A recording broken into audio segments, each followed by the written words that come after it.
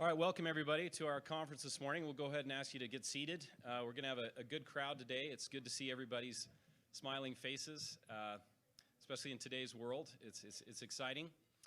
We have a really good agenda planned for today, and we thank you for coming. I'm Rusty Cannon. I'm the president of the Utah Taxpayers Association. And I've been waiting to say this for a long time. This is the beginning of our 100-year celebration. This year, thank you. We're going to go into a bit of that history today and actually throughout the year, so we're quite excited about that. So I wanted to read something really quickly about our beginning. So 100 years ago, the Utah Taxpayer publication began publication dedicating itself as, quote, devoted to the interest of Utah taxpayers, unquote. In the early afternoon of October 15th, 1923, 7 businessmen met downtown in Salt Lake City to form an association of taxpayers. The first meeting of the Utah Taxpayers Association formalized a process of taxpayer advocacy that began in 1922 with the publishing of the Utah Taxpayer. The first publication devoted to acquainting citizens of this state with important tax problems, believing that collective thinking and concerted action would aid in the solution of these tax problems. Accolades for the new association rolled in almost immediately. Then Governor Charles Mabee, in a 1923 letter to the association, predicted that, quote, the association would wield an influence and power for good in this state. The Salt Lake Tribune strongly encouraged support of the newly formed association, writing that, quote, the ultimate results will be measured exactly by the extent to which all taxpayers, large and small, rally to support an organization formed in their interest. The Deseret News likewise also encouraged support for the association. So I wanted to share an example. We have in our office these bound newsletters that were first published, a lot of them the original copies. This one is from January of 1923. The postage, 1 cent. It says 1 cent paid at the top.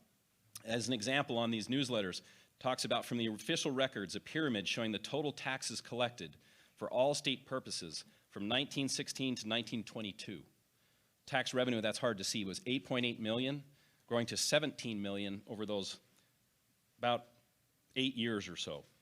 At the bottom it says, how far did you, as a taxpayer, participate in authorizing this added burden, was the question asked on that newsletter. So those are the types of things that we're going to be highlighting throughout this conference and throughout this year, in the upcoming year. First of all, we wanted to thank our sponsors that made today possible. We wanted to thank our sponsors Domo, Rio Tinto, Comcast, the Utah Association of Realtors, Utah Bankers Association, Rio Tinto, AT&T, and Sinclair. Let's give them a hand. We also wanted to give a shout out to Doug Johnson Productions doing our live stream. We welcome everybody that's here on the live stream as well. We have quite a large crowd in the live stream as well as in person today, and we're excited about that. We all know the world is changing, and with all that's been going on, many states in response to COVID and their budgets and what's happened have been aggressively working on tax policy, cutting income tax rates, for example. 16 states in the previous year cut their income tax rate. Another 8 have it teed up for this year. Soon, the median tax rate across the country will be down to 5%, which is basically matching Utah's rate of 4.95%. So Utah has work to do to stay in the lead, and obviously that's something we've been advocating for. So I'm excited to introduce our first speaker today, President Stuart Adams, President of the Utah Senate, represents District 22, which is my home district in Davis County. He began his legislative service in 2010, and we're excited to hear from him. We'll welcome him to the stage, President Adams.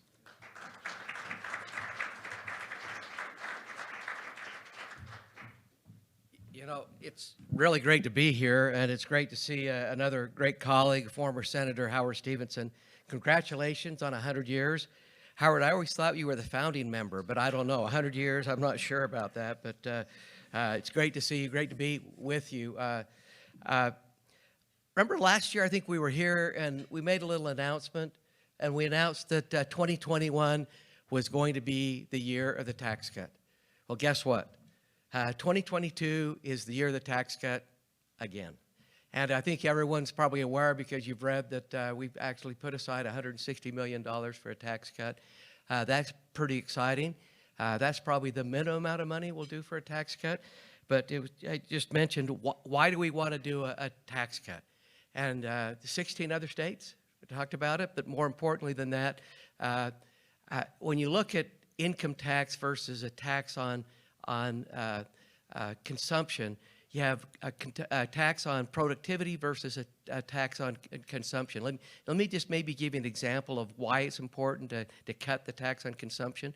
If we taxed, and this is a little bit far-fetched, but if we taxed somebody's income at 100%, meaning if you made $1, you sent it in taxes, who would work? Probably not a lot of people would work. If you tax a tax on consumption, if a car were taxed at double, it would surely, when you tax something, you get less of it. It would make the car double that expensive. But if you had income, you probably still would buy cars. And so there's a great difference on taxing consumption and productivity. So here are the states, it was mentioned, that have actually reduced their income tax. You look over on the far left, Idaho, not very competitive, 6.95 to 6.5, but Colorado, 4.63, they dropped it to 4.55.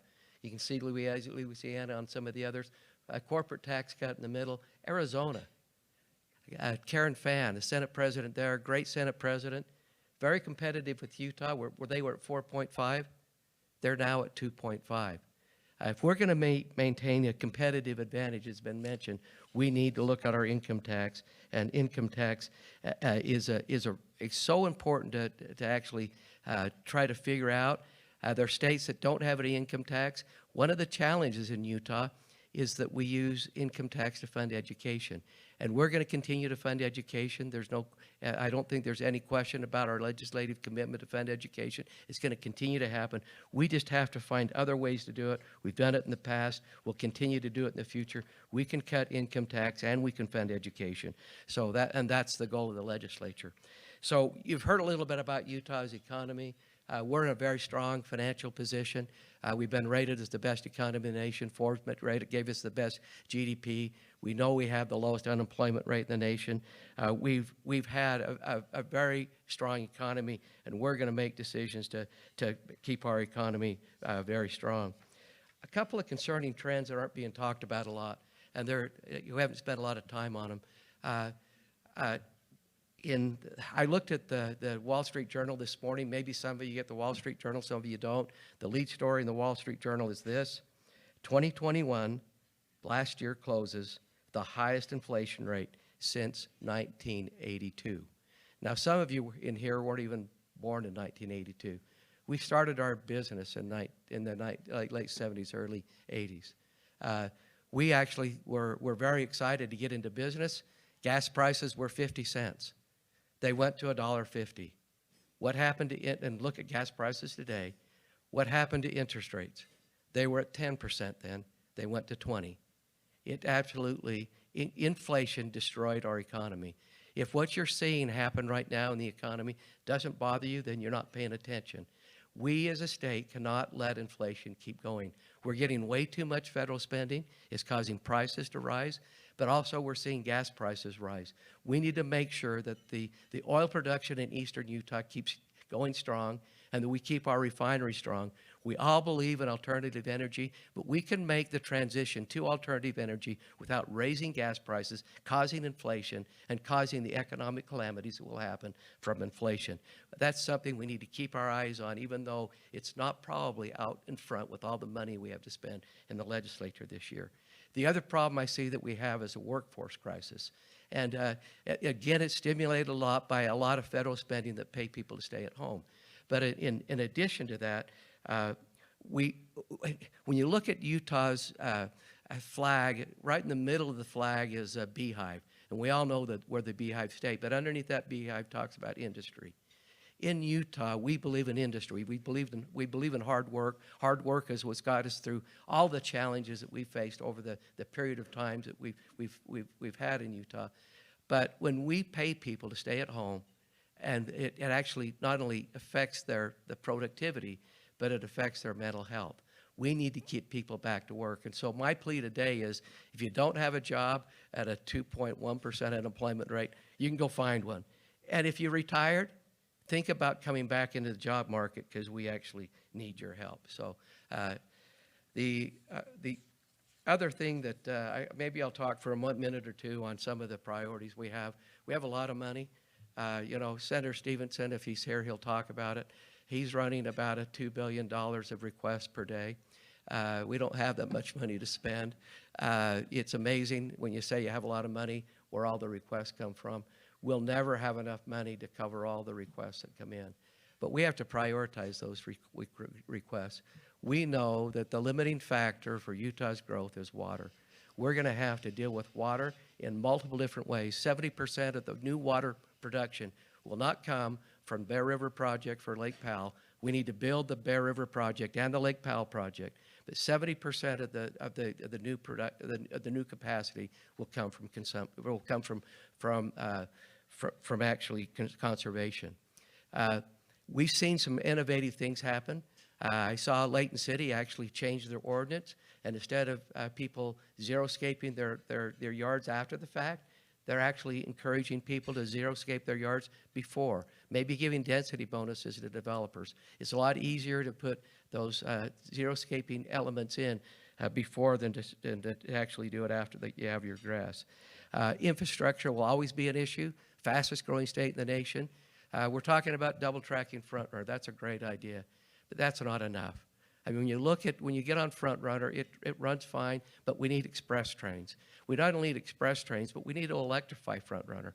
And electrifying it isn't really the answer. The answer is more speed. And when you go to Europe, a slow train goes 150 miles an hour. That's a really slow train. We think we're innovative at 79 miles an hour.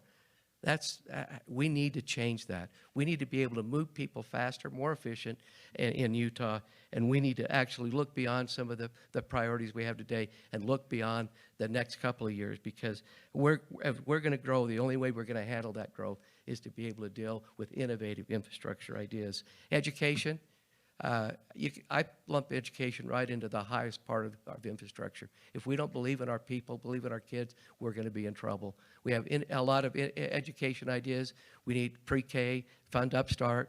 We need Senator Milner's actually focusing on third grade reading. We need to do that. But we also need to look at ways and we have very innovative apprentice programs where high school students actually work for companies, get to high school credits. Those companies actually, if they like the student and they integrate well into their business, they pay for their college and they pay for their education. There's very innovative ways out there that we're seeing in our education system to be able to educate our kids, again, to be able to provide that workforce we need. We have some challenges in Utah, but I would just say for a moment, with all the challenges we have workforce challenge. I've talked about inflation. We have other things we're dealing with COVID. We've dealt with COVID, and I think in probably one of the most responsible ways of any state, focusing not only lives, but livelihoods and our school kids. But take a moment, will you, as we look at the challenges, but also look at where we're at, having one of the best economies in the nation, having fought the pandemic, I think, in a very responsible way. Perhaps take a moment just to be happy, because I think as a state we're doing a lot of things great. Appreciate you having me. Appreciate the opportunity to speak to you today.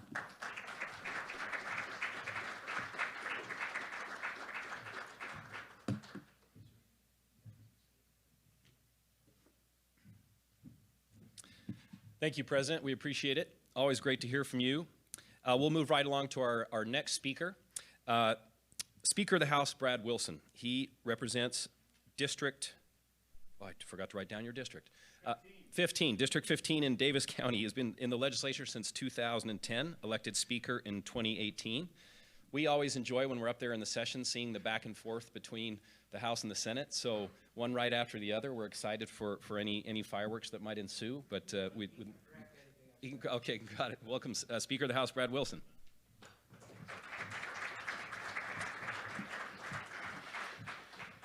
Rusty, we get along famously, so with the Senate most of the time. So, hey, congratulations to you and your organization on 100 years of making a difference in the state of Utah. It's remarkable. And so Rusty and I live up in Davis County, and we go to the same gym. And You wouldn't know that because Rusty's tall and handsome and thin, and I'm the opposite of all of those things. But there's been occasionally I'll get on a treadmill next to him or an elliptical, and I feel 100 after I get off of that because you're like a machine, and I'm not. But anyway, and Rusty, we really appreciate your leadership in the state and the influence that you have. So. The state of Utah has been growing, as everyone knows, at just remarkably unprecedented rates. And think about this for a minute. The Kempsey Gardner Institute is telling us, all of us, that the state of Utah is estimated to add 50 to 60,000 people a year, each year, for the next 30 years. And our population is going to double in a very short period of time, in half a generation. That's going to happen quickly. So also last week, and this is probably not for public consumption yet, I won't tell you where I saw it, but I saw a survey of Utahns, a big survey of how Utahns are feeling about the state of Utah. And almost half of Utahns believe right now that this growth is making life worse for all of us. So that's kind of a startling statistic, but probably also not a big surprise. All the policy decisions that the president and myself and the other 102 of us make over the next 7 weeks really need to be made in that context and through a prism that keeps that in mind. So you've heard this before, but Utah is super successful because we do something called the Utah Way. We practice the Utah Way, which is a forward-thinking, principled, collaborative approach to solving problems and challenges as they arise. And I think for our generation of leaders, figuring out how to lead through and manage the growth that we're facing is going to be a really, really interesting challenge and something we're all going to have to really get focused on. And do it in the way that we've solved problems in the past, through a conservative, pragmatic lens that helps us figure out how to keep government in the right lane and let private individuals and the private economy do the kinds of things that it does best. So I want to share with you, I don't have slides, sorry, but some key policy areas that the House is considering, and you'll be happy to know, President, that they look a whole lot like yours. So, but let me start with water. And the president already said this, but the secret to water is that we conserve, we preserve, and optimize the water that we already have. And this includes taking big steps to ensure that we preserve and protect the Great Salt Lake. The second kind of element or theme from the House this year is what I would describe as affordable Utah. We all feel, and part of the angst in half of Utahns feeling anxious about where we're at right now, we all feel the state of Utah feeling less affordable and more expensive to live in. We need to make sure that the policies that as policymakers we put in place make that problem better, not worse. And that really needs to be a focus for us. One of the best ways for us to do that, to make sure we keep life more affordable here in Utah, is to ensure that tax policy lets people keep more of their money and spend it the way they want and the way they need to. I also want to talk about education innovation for just a second. The pandemic has been very disruptive to our education environment. And we really need to take this moment we're in and figure out how to harness the change that's possible right now in public education and higher education and innovate in ways that we've really never thought of before, including a focus on making sure that when our kids are done with third grade, that they are able to read at a much higher percentage than they are right now. And Senator Milner is actually leading that effort. And I also want to talk about just what we all love about Utah and how do we maintain what we describe as the Utah way. So preserving this quality of life that we all love about our state is really tricky in the headwinds of growth. And how do we manage sustainable growth versus rapid growth? One of the things that we can do, and you're going to see a big focus on this session, is changing the landscape of our economic development incentives and doing it in a way where we're really focused on just a few key industries that we want to make the cornerstone of our future economy and be a lot more prescriptive about how that looks. And also, when we think about maintaining the Utah way, I hope that we can build on what we did last year relative to outdoor recreation.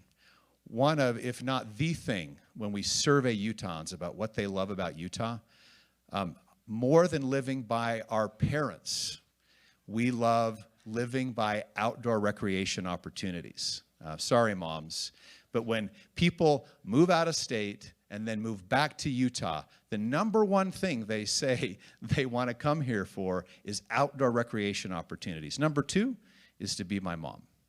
So lastly, I just want to talk about big generational investments. So we have a couple really interesting things happening in the state of Utah that have been building momentum for a while that can be strategic investments for the next generation. And specifically, the Point of the Mountain and how we make key transportation investments in that area to ensure that it can fulfill its opportunity and also be an asset to the state, not a liability. And we also have learned some things about the inland port over the last few years. And we need to align the governance of the inland port with a statewide mission of managing that logistics and manufacturing opportunity for the entire state, including ensuring that we're harnessing rural Utah and the infrastructure needs of the rural parts of Utah. So we know that the path to economic success does not start with bloated state government, and I think the president and myself and other policymakers that are here are really proud, maybe it's not the right word, but we've worked really hard to ensure that we have not bloated state government. We've kept it lean and mean, and that includes we want to make sure we foster a low tax and a low regulatory environment for Utahns. But it also means that we need to make key investments in things like education and infrastructure. In terms of infrastructure, and the president alluded to this, but let me just give you an example of how I think we can use tax dollars even smarter than we have. We're proposing to use a portion of the state's one-time revenue, which is sizable this year, to pay for the double tracking of Front Runner with cash rather than bonding, which we talked about doing last year. This is going to save taxpayers in the state of Utah $30 million over the next decade and a half. Lastly, when I think about the big things that are really important for the state, I want to talk about how, while not expanding government, we are a state that is facing the same workforce challenges that the private sector is facing. Think about this for a minute. The average state worker the average state employee's salary is 13% below market. And 87% of state employees' salaries are below market as well. We are 10th out of the 11 western states for starting salaries for our highway patrol. And you know, we say we like to run government like a business, and all of us know that no business can survive without talented, dedicated, and fairly compensated employees. The cost of turnover to the taxpayer is phenomenal if we don't address this issue. So we're going to focus on that this coming session. The optimum policy for a state facing growth like ours is really tricky. We've got to find the balance between a low tax environment that fosters innovation and investment, but also we've got to have sufficient tax revenue to the state of Utah so that we can make prudent, forward-looking investments in the future generations that are depending on us today to make good decisions for them tomorrow. So I just want to, as I start to wrap up, come back to the idea of this affordable Utah. Life, as we know, is getting more expensive here in the state, and our rapid population and income growth are pretty evident as we think about that. Federal policies, which have been reckless over the last 2 years, coupled with supply chain issues, which don't seem to be getting better anytime soon, are adding inflation, significant inflation that Utah families are feeling right now. Whether you're buying a home, raising a family and buying your groceries, or even trying to settle into retirement, that dream has moved further out of reach for many people in our state. As I said before, the best way Utahns can afford the cost of living here in our state is to leave more money in their pockets. So we also know over the last decade that our rapidly growing economy has brought in more and more tax revenue. Despite growth, we collect less taxes per dollar relative to our GDP than all but 13 states in our country. And we have the 17th lowest combined tax rate of any state in America. But get this, over the last 12 months, just the last 12 months, we've seen income tax collection to the state per capita increase by $600. So most of this, let's be fair, is coming from the federal government injection of $29 billion. $29 billion the feds have printed money and injected into our economy. That's 15% of the state of Utah's GDP in 1 year that's come in from Washington. So that's a big part of where that $600 came from, and it's probably an artificial number in terms of being sustainable. And we know we don't want to make long-term commitments on spending or tax relief based on short-term stimulus programs from the federal government. However, the trend is super clear. This trend shows that there is room in our budget for some tax relief for Utahns. And I think the vast majority of the legislature is committed to continuing to chip away taxes whenever possible. Last year, we passed $100 million in tax relief, and this year, the Executive Appropriations Committee has set aside $160 million in tax relief. Rusty thinks that's a nice start, and we'll see where it ends up by the end of the session. But as you're all aware, income taxes, however, are not the only taxes we have to pay. And I just want to put something on everyone's radar screen. Property taxes are a big part of the tax landscape we pay in the state of Utah. According to the Utah Tax Commission data, thank you, John, locally assessed property tax collections on real property statewide have increased about 6% per year over the last 5 years. It's a significant amount of increase. And as we think about affordability and the increases that are hitting Utahns from every direction right now, this is an important element. And sales prices, think about this. I know a little bit about this. Sales prices on the average Utah home in the last 12 months have gone up over $100,000. So just want to put this on your radar screen. Truth in taxation generally works to keep property taxes in check across a taxing entity. But with property values skyrocketing at the rates we're seeing, there is potential, and we're seeing some hot spots for this around the state, for individual taxpayers to face a significantly unfair tax burden on them inside their taxing entity.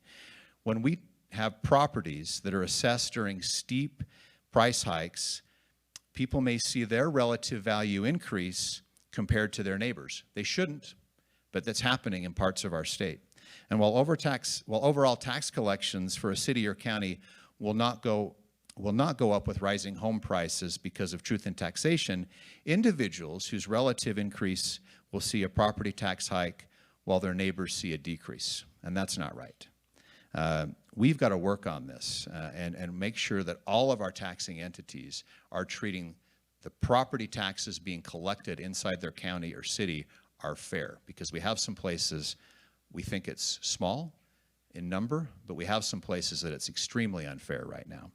I look forward to working with you, Rusty, and the Taxpayers Association and the business community over the course of the next session and many years to ensure that we can ensure the Utah way of life and continue to make Utah a great place to live. Thank you.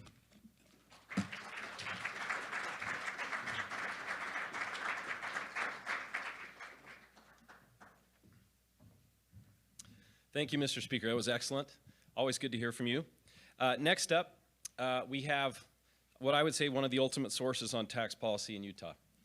For almost half of the history of the Utah Taxpayers Association, a key employee has been at the helm there. Howard Stephenson, former Senator Howard Stephenson, and our former president.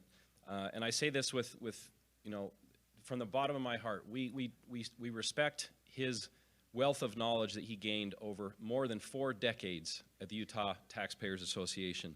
And today he is going to talk about a century of sound tax policy that the Taxpayers Association has helped form.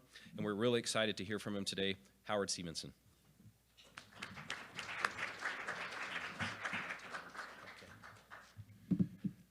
So Rusty says I need to abbreviate it. So hold on to your seats, keep your hands and feet inside the car, and hold on, because here we go.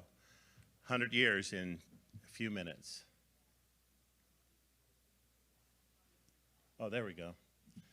We became a state in 1896. The election voted for William Jennings Bryan in that presidential election, and William McKinley won the vote by less than 1% margin nationally. In the Utah legislature, only 3 Republicans were in the House and none in the Senate. From 96 to statehood, from statehood to 1922, the economy was primary agriculture, property taxes were a primary source, and progressives were pressuring states across the nation to enact sales and income taxes. From 96 to 22, also the economy, this motivated business leaders in Western states to create taxpayers associations, and Utah was one of the first, in fact, the first in the 11 Western states. In the 1920 general election, just before the creation of the association, only 1 Republican was elected in 1916 in the Utah House, but in 1920, only 1 Democrat was elected. So it was a total flip in politics, and Republicans controlled the Utah Senate. Here's where the money goes. Rusty's already given you some of those numbers. And the accolades from Governor Mabee, the Deseret News, and the Tribune. By the way, Governor Mabee was not reelected. The historians say he was humorless. Here's the, on the left are the different industries that are represented on the General Committee, what we now call the Board of Directors. And on the right are the county chairs. And I draw your attention to Summit County, Dr. L.C. Snow. Lawrence Crosby Snow was the chair in Summit County. He was a doctor at the Park City Miners Hospital. He was my wife's grandfather, so I married well. Western States Taxpayers Association was founded in Salt Lake City in 1923, and there we encouraged all 11 states to form taxpayers associations. We actually were a part of the minutes of the California Taxpayers Association as they worked to organize in 1925. We traveled down there to help them know how to do it. Isn't it interesting, that history? The income tax and the sales tax were things that we were worried about, and unfortunately we lost that battle. Income taxes began in 1931 in the state of Utah, and sales taxes in 1933. Here are the states that still do not have an income tax, and you'll notice 3 of those are part of the 11 western states. And here are the states that don't have a sales tax. 2 of them are the western states. So at least 5 of the 11 western states were able to keep this so-called 3-legged stool from occurring. The Tax Foundation has ranked business climates in each state, and we see that Utah is 10th best business climate. All the other states except Indiana only have 2 of those taxes, and we have been encouraged to get rid of our income tax. Dr. Hiram Harris was the executive vice president around 35 to 1968. He was a PhD. His brother was Franklin Harris, the president of BYU, who later became president of Utah State University. Jack Olson then followed him, and he was a research analyst initially and then executive vice president. And as you know, I've been there since 1977. I was an analyst till 1990 when Jack Olson retired, and have been the president until 1921. April 15th of last year, I retired. So one of the big things we did was property tax limitation. When I started going around the state, back then you didn't have all this electronic communication to get budgets, I discovered that no taxing entity's budget related to, or tax rate related to their budget. They just decided, well, we think we'll leave the rate where it was last year. And we said, well, your values have gone up. You're going to have a windfall. Well, we're not raising taxes. We're leaving the rate where they are. And so we passed a law in 1978, my second year in the Taxpayers Association, to relate tax revenues budgeted to the tax rate. It's just a simple formula. Property tax limitation was next. The 1978-1980 reappraisal prompted tax revolt, and you saw the pictures of that out in the foyer. This was huge. People weren't storming the Capitol like January 6th of last year, but they went inside the Capitol while the legislature was in session and were chanting, "No more taxes." And I'll tell you, legislators heard that message. Property tax limitation was enacted in 1980 with a 6% cap on property tax increases. That cap became the floor, and so everybody was still getting awful tax increases. The legislature, unfortunately, placed on the ballot in 1982 a primary residence exemption, which devastated school districts in residential communities. It was the worst tax policy change in the history of our state because it created haves and have-nots.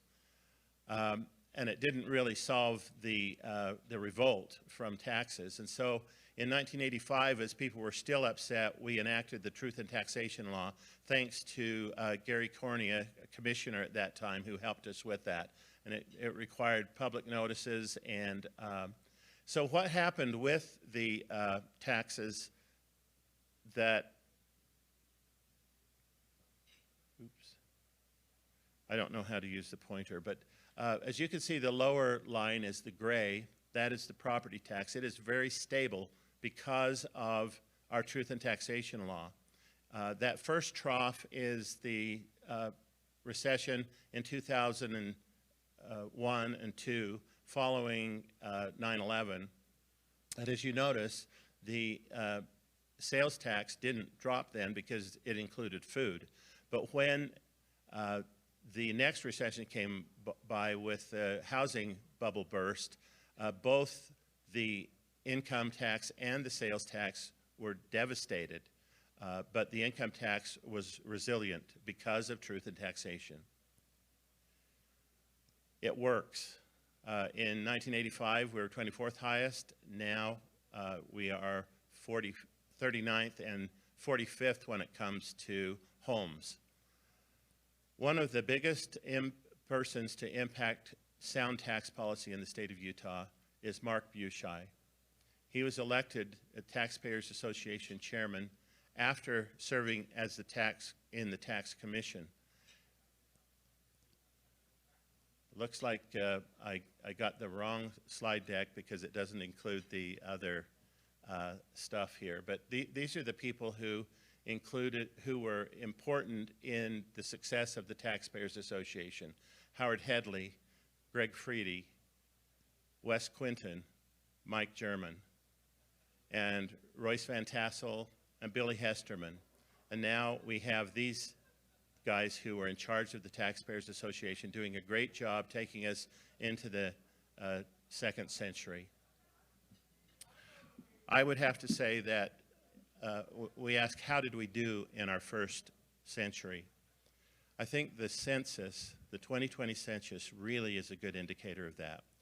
First of all, from rich states, poor states, all legislators know this. Art Laffer has said for 14 years straight, we have the best economic outlook.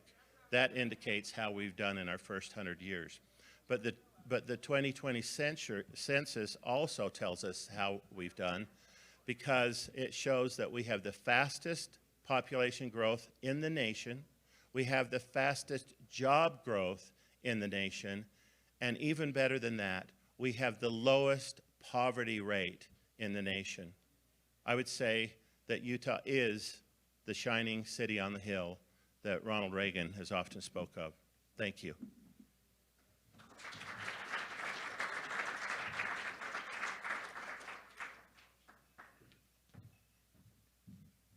Thank you, Howard. It's great to hear that history behind the association, and you will forever be a part of that, and we truly do mean that. Our next speaker is our Tax Commission Chair, John Valentine. He has a very long bio, which is great, on the website that I was looking at yesterday. Attorney for decades, President of the Senate. I hope he's never not the Tax Commission Chair, but I know that's not possible. But the one thing I was going to note, he's an avid emergency responder. I don't know if all of you knew that. He's a lieutenant with the Utah County Sheriff's Search and Rescue Team, was an advanced emergency medical technician, and a National Association Search and Rescue instructor. So we all know who to have on speed dial when we get stuck in the canyon. We'll wake him up at 2 a.m. and he can come save us. Commissioner? Thank you, Rusty. I think I'd rather be regaling you with some fun search and rescue stories, because I've got a bunch. I've been doing that since the 1980s, so it's been a passion for me. Instead of playing golf, I go at 2 a.m. and go hike up a mountain someplace. Okay, let's start with a quick caveat. The things that I'm going to be talking about today are what we've seen so far in the legislature. We see some other things that are going to be coming. Some of those have confidential notes on them, so we can't talk about them publicly yet. Those legislators are still working on the proposals. Some of the things we're going to be talking about today at the end will actually have some of the litigation aspects of what's happening that I can tell you about, which are the public side of the litigation. And so look for those in the couple of minutes that we have together, because that's what we'll be looking for. So with that as a background, let's start first with legislative priorities. We've not taken positions on some of these bills. We actually have a meeting set for tomorrow morning at 9 a.m. to actually have a public meeting to take positions on some of the bills. So if I'm sounding a little bit like I haven't taken a position, it's because it requires at least 3 members of the commission to vote for a particular bill before we can take a position of opposition or support of a bill. We often will take a position that says that we're going to go neutral on a bill, and we only deal with administrative concerns because they're policy choices. They're policy choices of the legislature. I have a lot of respect for that, having spent 26 years making those policy choices, and now I say, okay, I'm no longer making those choices. I can at least now advise as to whether or not it's workable. And so that's what we will focus on many times as the Tax Commission. Okay, the first income tax bill that we're going to talk about today that's public is the bill, House Bill 105. This is Representative Siegmund's bill. It reduces the corporate franchise tax rate to 4.75%. This has the effect on the average household of about $198 per year in savings. Has a fiscal impact of reducing individual income tax returns by $290.3 million and corporate income tax by about $30 million.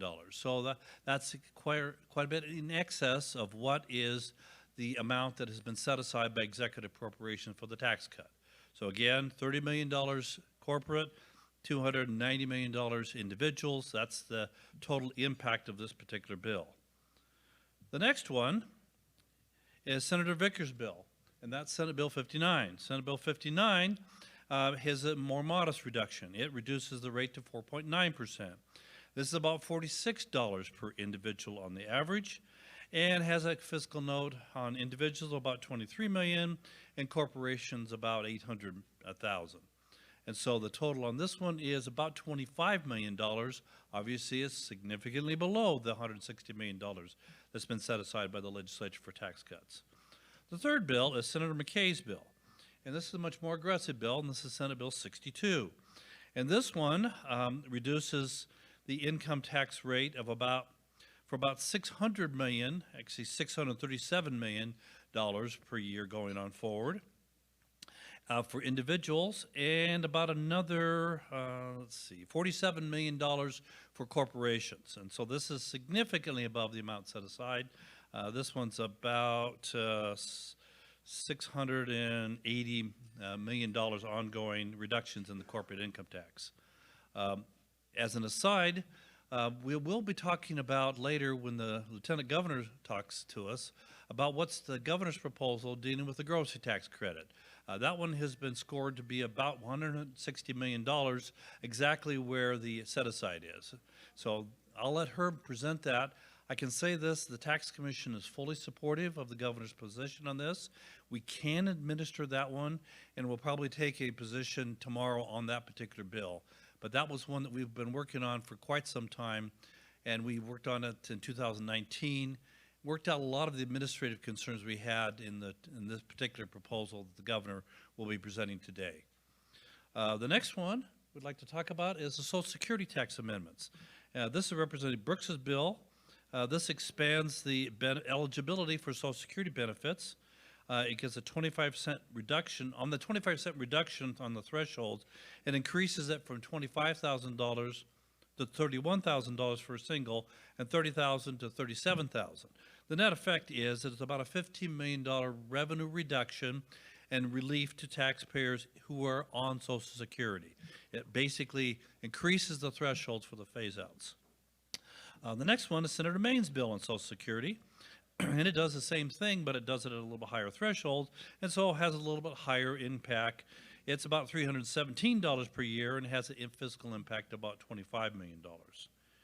The next one is creates an exemption from income tax if a non-resident individual works in the state for 20 or fewer days during a taxable year.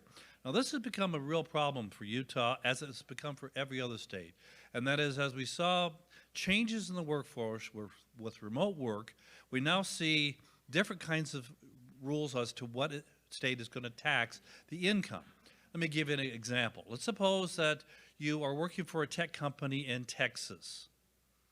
And after the pandemic, you relocate to Utah to work remotely for your company in Texas. How long do you have to work in Utah before you become a Utah domicile and have to be subject to Utah income tax? That's what this bill addresses. It basically adopts the MTC approach, which has been offered as model legislation. However, only 2 other states have adopted the MTC approach at this point, so we'd only be the 3rd state to adopt this particular approach to how to deal with it. We are still having no changes, however, into the requirement of when a company has to start withholding for an employee that's in the other state. And so that would still be the 30-day requirement that's in our present law under this bill. The next bill updates the language that the State Tax Commission has to print on documents related to individual income tax returns. Specifically, the phrase, all state income tax dollars fund education is being changed to all state income tax dollars support education, children, and individuals with disabilities. Basically, we've taken the constitutional provisions. The next one is a property tax amendment, and we will see probably a number of property tax amendments during this next legislative session.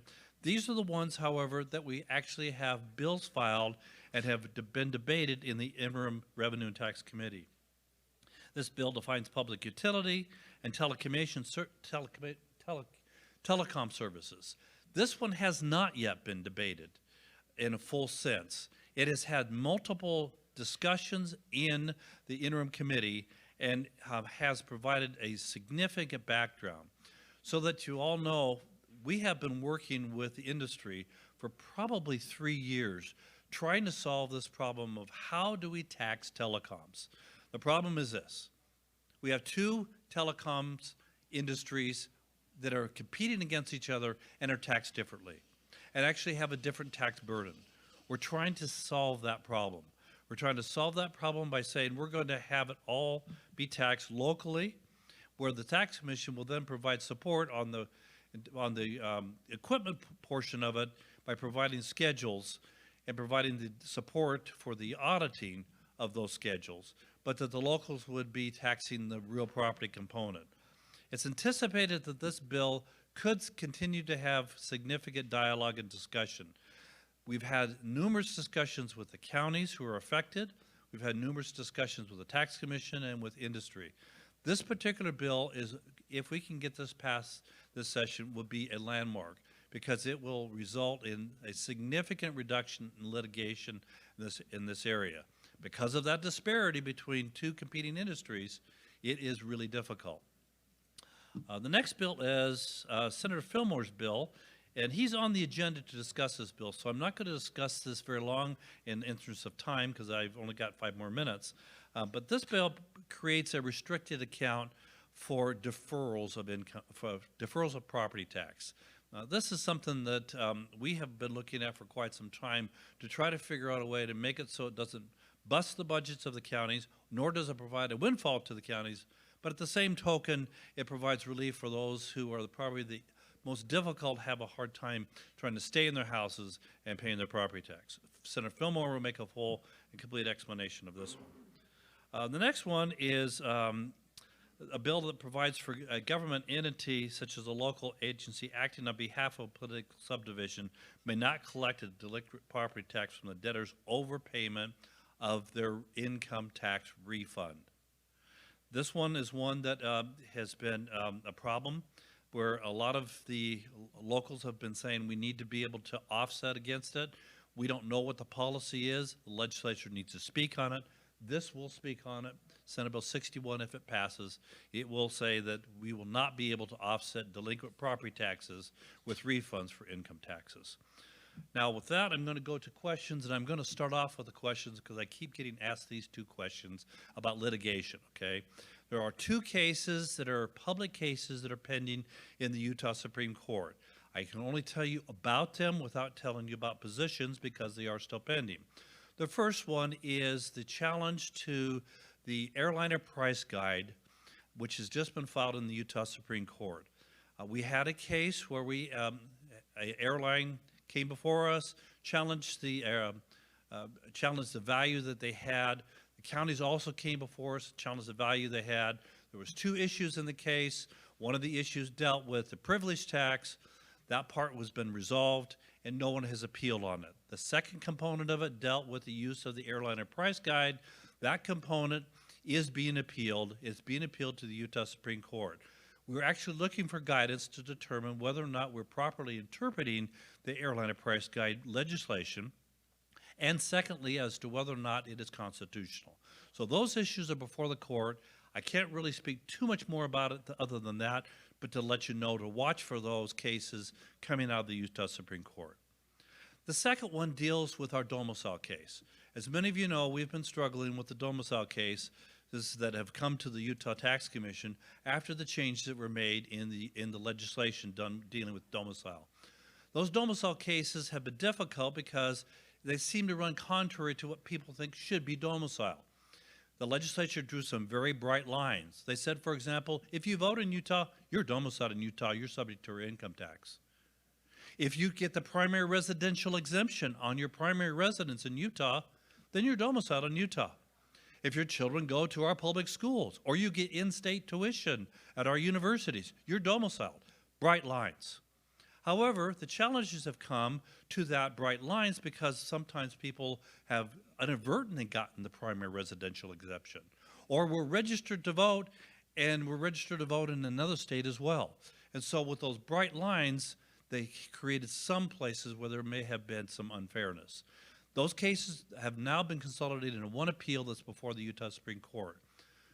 So that you understand procedurally where that's at, we have waived oral argument. The taxpayers have waived oral argument. They are now been fully briefed, oral arguments have been waived, and they're before the court now for decision. We can't really comment too much more than that on those cases because those cases are in the Utah Supreme Court. And with that, my time's up. You got one question in the back. Do I have time for one question? Let's go. One question. You got 30 seconds. Thank you, Commissioner. Appreciate the presentation this morning. But I want to go back to the property tax deferral. We as county commissioners have seen it come out several times, and we worry about that, of the unintended consequences that has on our budgets, of consistency.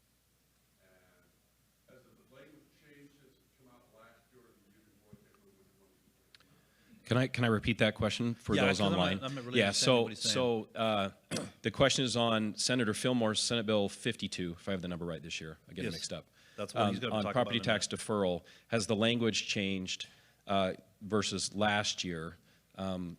If you want to talk about that, I can also speak to that as well. I think I'm going to let Senator Fillmore answer that out of deference to him, because Sure. he's got to defend what he's doing Correct. on this one. We've not taken a position on it yet, okay? Correct, yeah. So I think I'd like to defer and have him respond to his own bill. Absolutely, and I can answer as well. The language is different, and he will explain that if you're here for his presentation. It'll be after the break, yeah. So, because we addressed that exact concern in one of the new iterations. So, any other questions? We do have another minute or two if anybody's got one, or we can let him get back to search and rescue. Okay. I'm actually going to stay and listen to some of Good. the other presentations Good. today. I always love being here, Rusty. As I've said before, this is like coming home for me. You know, after spending nearly 40 years suing the tax commission and then becoming the tax commission, this is coming home. So That's a thank you good so way much. to. That's an interesting way to put it. Thank you. Let's give him a hand.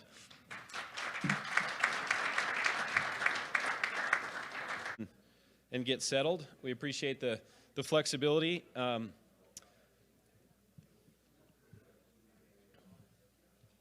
But we'll go ahead and get everybody in from the foyer as well. We're excited to hear from our next speaker.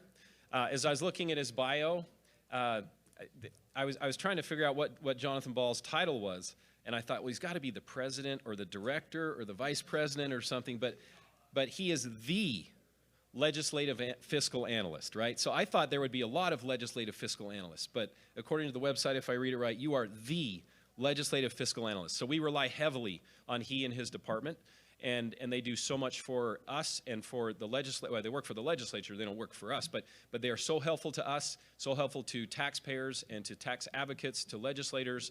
They do so much. He's going to be doing a very interesting presentation. We call it Budget 101 to help us understand how the budget works in Utah. We think very few people truly understand the nuts and bolts of it, and so this education will be really good. I'm going to ask that every time he uses the word counterfactual or something of that nature, he has to buy all of us lunch. And so you got to use terms we cannot, because when I heard counterfactual in a recent hearing, I thought, wow, I need to look that one up. So here to explain what counterfactual actual means, Johnathan Ball. Thank you.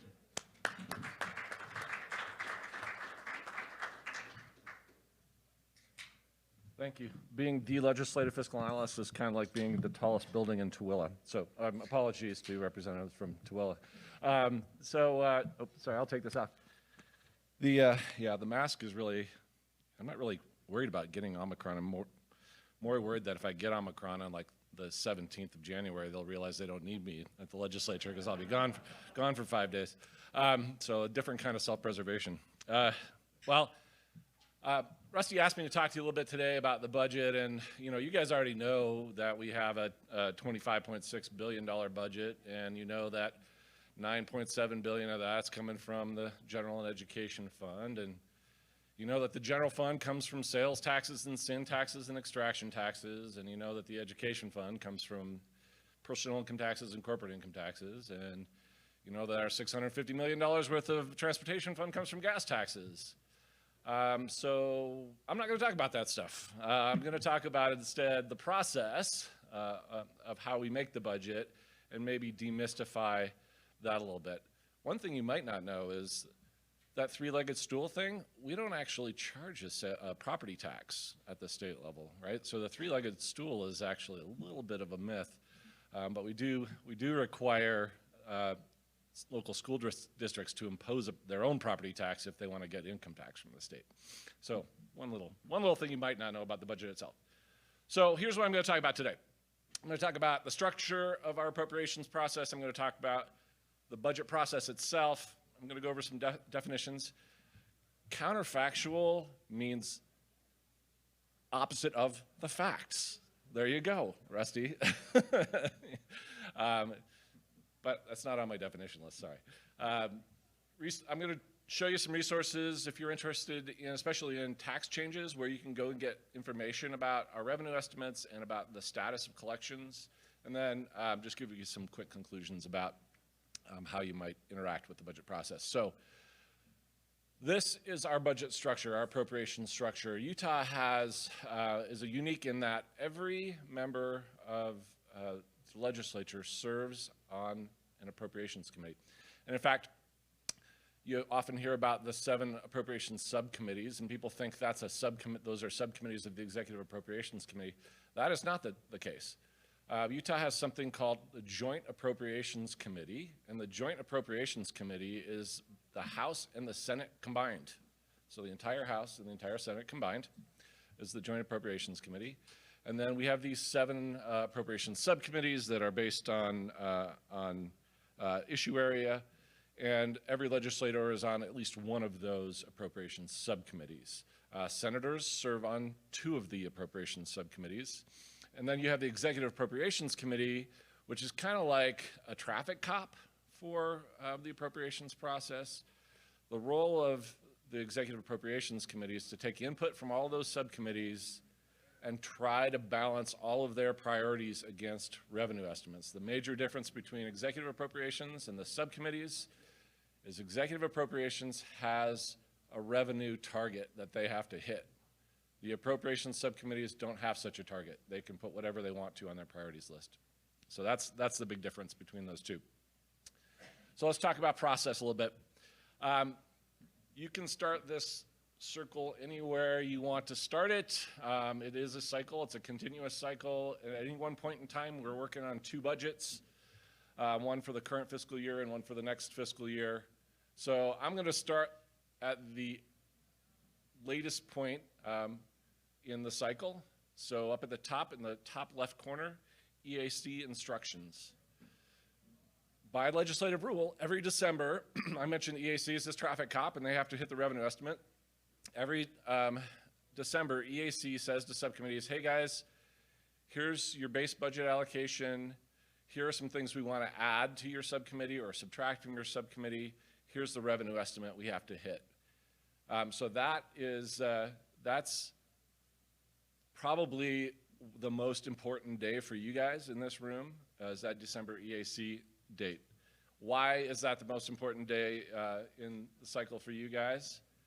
Because of HJR 11, which I know, Rusty, you worked on with Representative Moss last general session. In that December meeting, starting this year, EAC is required to make a set-aside for tax reductions, or at least consider a set-aside. They don't have to make it. They have to consider making a set-aside for tax reductions. Just go back quickly to this. Where are tax bills heard on this, on the bill, in the appropriation cycle, in these subcommittees? They're not, right? They're not part of the budget process. They're heard in the Rev and Tax Committee. And so they don't get prioritized with the spending side in the appropriation process. And so that's why this date up here at the top is most important for tax policy. That's where at least you get the initial foray into paying for a tax reduction. All right, so how does this go on? The rest, some of these are not that important to you. Day 10 of the general session, legislators have to pass the base budget bills. Base budget bills are equal to last year's ongoing appropriations. So we start with the legislature's last decisions. The governor's budget's important in that it politically influences the budget. The State Board of Education's budget's important. The court's budget's important. But we don't start with any of those. We start with the legislature's last actions. That's day 10. And then for the first 3 to 4 weeks of general session, you have subcommittees meeting, right? And subcommittees are going through requests that we make recommendations from staff on. No, we don't get a lot of airplay on this, but we make recommendations on budget reductions as staff members. And in fact, we're making reductions equal to 2.8% of the budget this year. Agencies will come and ask for increases in the budget. Subcommittees will consider all of that stuff in the first 3 to 4 weeks of general session. They'll make their priorities list. And then these next 2 are sort of important. I'm not really sure where the... Oh, laser, okay. The legislative leadership budget building and caucus consensus, this is kind of the silent part of budget making, and that's I think that's something that people often overlook because it's not explicit in the rules. So after subcommittees finish making their priorities list, around the middle of February, 15th of February, we're going to update our revenue estimates. And then when we give leadership updated revenue estimates, they're going to deliberate about how they get all of those subcommittee priorities into one budget package that hits the revenue estimates, including tax reductions. And this takes a lot of back and forth, right? Because there are a lot of priorities. And Chairman Valentine, I'm looking at you, used to do this, like you know what I'm talking about. There's a lot of negotiation, and it's very tense at times and very fragile negotiation to get a budget package that everybody, well, at least enough people can vote on to get it to pass. And so, yeah, they do. Sometimes they dump water on their heads. They all kinds of things happen. That is something that I don't know most people think about. But if you're thinking about where to fit in revenue reductions, that's a time frame where you guys want to weigh in, right? You want to be talking to leadership and making sure that they're considering the revenue side, revenue reduction side in this budget balancing package. They then have to take that to caucuses, right? Because they can't do it on their own. There's 20 members of leadership in the House and Senate, and they can't, oh, hey, see, you know, you got to count on the engineer to have a pen with a pointer on it. So right here, this consensus budgeting, caucus consensus budgeting, this is when leadership is going to their caucuses and saying, hey, this is what we agreed to the Senate, we agreed to with the Senate. Can you live with it? What can't you live with? And then they have to take that back. I mean, if that's the House or the Senate would say the same thing of the House. They have to take that back to leadership teams, rejigger, do more what ifs, come back with another budget proposal that balances the revenue, get enough votes in the caucuses for the thing to pass, right? Because what I said earlier, the Joint Appropriations Committee is the entire House and Senate combined. You got to get enough votes in the entire House and Senate combined to pass the budget. So these two areas, I think those are important times for you to think about. And this is probably why those are important. This rule says that before day 43, caucuses have to prioritize all of the bills that have fiscal impact, right? That's tax reductions. Those bills heard in revenue and tax have a fiscal impact. They have to be paid for in the budgeting process. So by day 43, the caucuses are going to decide, hey, are we going to do this or are we not going to do this? So another important date for you all to consider. That's up here. Sorry, I skipped over this one. So we have the base budget bill, day 10. Supplemental bills, those are additions and subtractions to the base budget. Most of the big things get done in those supplemental bills there on day 41. Then you've got this fiscal note prioritization on day 43 that I just talked about. Then, of course, the bill of bills is on day 45, right? The bill of bills, appropriations adjustments is the formal title. It's called the bill of bills because it pays for all of the fiscal impacts of other bills that pass during general session. So that's you know, and then Lyle Hilliard's famous quote, why do we wait until the last minute to do the bill of bills? Because we can't wait any longer. This is the definitional part, Rusty, to answer the mail on definitions. Some of this gets confused sometimes in the press, and they take a bunch of numbers and add them together and say, we have $3 billion. That's sort of true, not really true because it's spread over multiple years. So I want to talk about one-time sources versus ongoing sources. One-time sources, you'll hear a bunch about non-lapsing balances. A non-lapsing balance means budget authority the legislature had granted to a state agency that the agency didn't use in the current fiscal year. The legislature has agreed to let them carry forward to the next fiscal year. Okay, so they can spend it next year if they didn't spend it this year. That's a non-lapsing balance.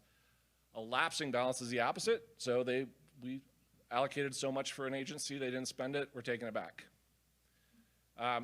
Revenue surplus. This is the only true surplus, these two right here, okay? You'll hear that $3 billion surplus number. That's not a surplus. The surplus is $620 million or $614 million.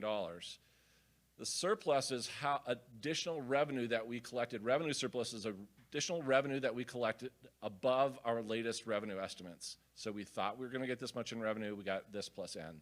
That's N. Budget surplus, then, you take this revenue surplus and you add together the lapsing balances. That's how you come up with a budget surplus, right? This is one-time money because we collected it in the past. It's a balance in our checking account or savings account. And you're not going to reduce your income based on a balance in your savings or checking account, right? So you gotta be careful about these one-time sources. The other big one-time source of revenue is a current year reestimate. So right now, we look at what we estimated for the current fiscal year, what we did last year. We say, hey, we probably have another, $500 to $600 million that we are going to collect that we didn't think we were going to collect. And so we increase that estimate, but because it's current year, it's also one time.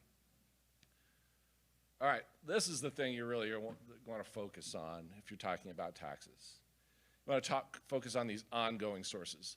So new year revenue estimates, this is a forecast for what's going to happen starting on July 1st of 2022. All right, so we're looking ahead on these. And because we're looking ahead, most of these are going to be ongoing. So that's projected sales income and other general tax revenue for a future year. Base budgets I just talked about, that's last year's ongoing appropriation, anything that's not designated as one time in an appropriations bill. And then that's the big thing really people want to focus on, available ongoing revenue. You take those new year revenue estimates, you subtract the ongoing base budgets, that gives you the available ongoing revenue for whether that's future spending obligations or tax reduction obligations. And then there's one little other change we do, it's called above trend revenue. The speaker talked a little bit about this. In years like this year where we've had almost $30 billion worth of federal investment in our economy, whether that's through the PPP or through unemployment insurance or tax stimulus payments or through the CARES Act or through ARPA. That's $30 billion worth of federal investment. That's not going to happen again, right? So $30 billion is equal to about 15% of our annual GDP in Utah. Our GDP grows by about 4 to 5% every year. So that's either, if you do it all in 1 year, that quadrupled GDP in that 1 year. It doesn't happen in 1 year. It's going to happen over 3 or 4 years. But it's basically double GDP growth over that period. And that's not going to happen again after 2024. So we got to be careful about this above trend revenue and make sure we're taking that out of the ongoing so that we're not making obligations we can't keep. So this thing minus this thing is really what you want to be looking at when you're talking about revenue changes like tax cuts. How am I doing on time, Rusty? Okay. Some resources that you might use to track this stuff. We have this website sort of blog thing called budget.utah.gov. Almost every month, except for July through October, we publish an update on revenue estimates, on the collections, and how collections are faring compared to our revenue estimates. That's an important resource so that you can know, hey, are we going to be above water or below water when we get to the end of the year on revenue? How much above water will we be? Does that facilitate a tax reduction? You can see a couple of those down here. They look like this. So this is our revenue snapshot. The Tax Commission does their TC23. They do a great job with that. We take that TC23 and we translate it for you. We work with GOPB to do that. We show you what was our projected percent growth rate, what's the actual percent growth rate. We show you, are we within the range, what is the range and are we within the range? But then we also do it down below, we explain it in text in case you're not a tables person, you can read it in the summary text below. Another really good resource for you is at the bottom of that budget.utah.gov page. We have all of our revenue projections going back probably 20 years worth of revenue projections listed at this site. So you can go down here to revenue reports, click that button, You see a history of all the revenue reports that we've done in EAC, including those snapshots that I just showed you, but also you can see the revenue estimates themselves. You can see our calculations on available ongoing revenue, right? The thing you want to focus on for budget reductions. And that's a really rich resource, especially if you're thinking about looking at a history of growth in revenue in Utah. Okay, conclusions. Engage in the process early, right? You want to make sure you're involved probably before December in this process, and Rusty and Taxpayers have been really good at that, and they've been engaged this whole past summer as we've been doing these updates on revenue collections. Don't neglect that leadership and caucus period, that sort of silent period of budgeting when they're trying to create a budget package that people can vote on. Focus on that available ongoing revenue, and then monitor the collections and get ready for the next time. So be ready for the next December. So that's what I have to say. I'm sticking to it. Thank you.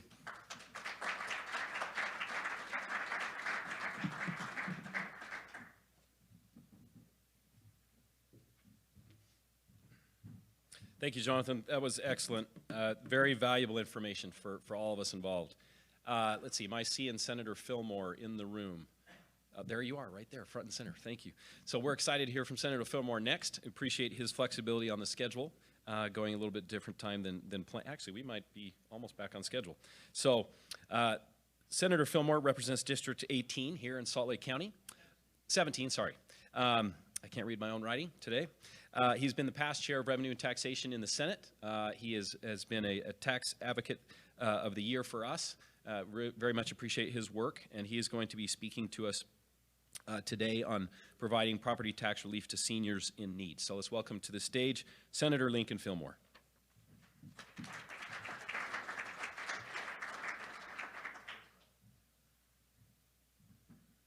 Good morning.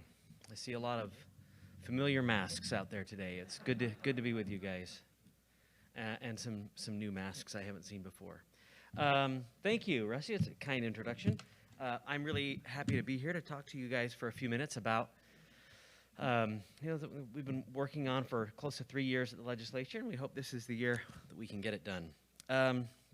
In the three-legged stool that I'm sure people have mentioned previously today and that you guys have all heard before of our tax structure, property tax is both the best and the worst of those three legs. It's the best in that it provides the greatest stability for both taxpayers and for the government. Property is there. It grows. The taxability of property grows as population grows. Because of our truth in taxation law, it doesn't rocket up when property values are skyrocketing, nor does it rocket down in the case of a depression. And that stability can be very important for both the state and local governments, particularly for education. On the other hand, property tax is a tax on wealth and a tax on your existence. It's the closest thing I think we have in our country to a head tax, right? If you exist, you're going to either directly or indirectly pay property taxes, no matter what. And actually, as you move through your life cycle, the impact of your property tax is at its greatest impact when your ability to pay is at its lowest ebb as you age, right? You retire, most people will live on something of a fixed income based on their savings and what they might get from Social Security or a pension. So a problem that we look to solve is people who have owned property for decades or a lifetime, have raised family there, and now they get to the point where my mortgage has been paid off for 20 years, but my property tax bill is climbing, my income is not, and so over time, I'm going to be faced with the choice of either staying in my home leaving my home or paying my property tax. So Utah actually has a program to do this. It's called the Circuit Breaker. And that Circuit Breaker, I guess, do I have slides here? I do, but I don't know what I'm doing with it, so I'm just going to leave it alone. the circuit breaker is, it's an okay system, but it has some flaws. And after I describe circuit breaker, I'm going to talk about a proposal I think that solves the major flaws with circuit breaker. We'll do a better job of keeping seniors in their homes, and not forcing seniors to sell their property in order to pay escalating taxes during their fixed income years.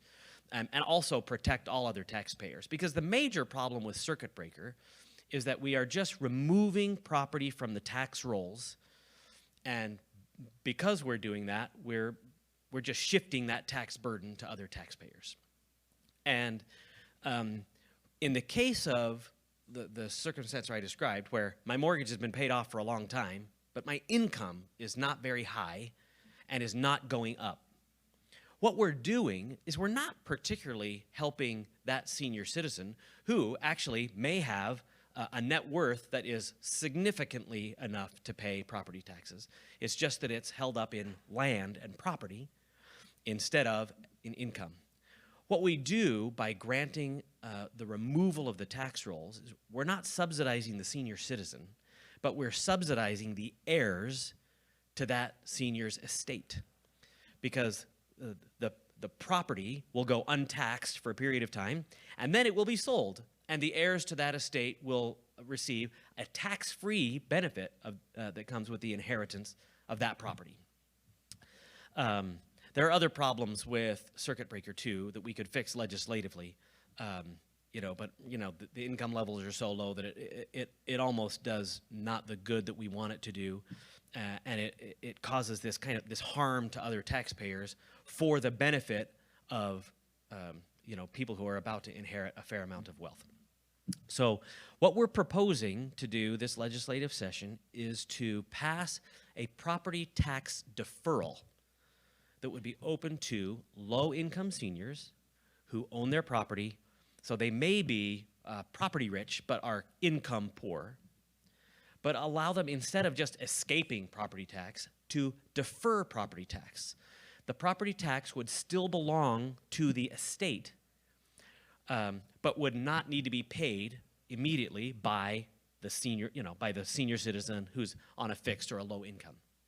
By doing that, the tax would be due with interest when the property is sold or transferred.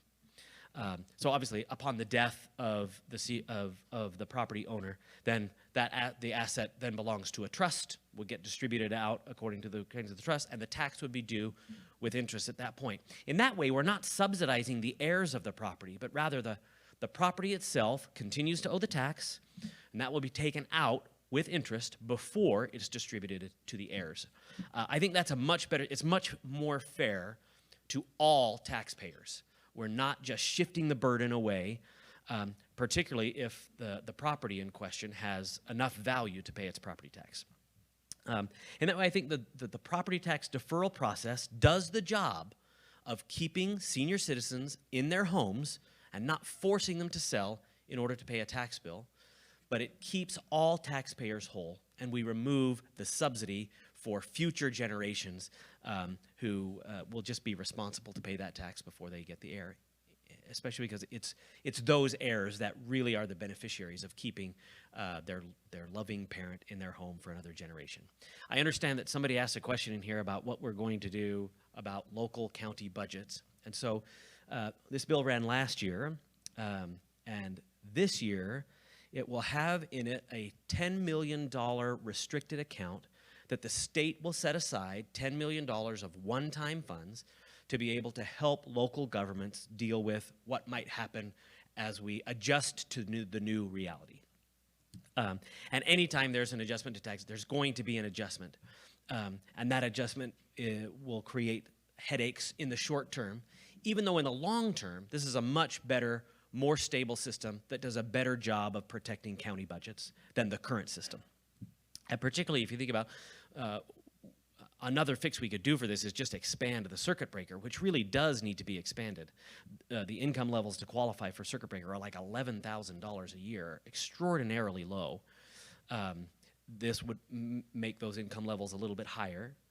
so that it can assist more people, but by doing so in that more stable way that doesn't require an ongoing subsidy.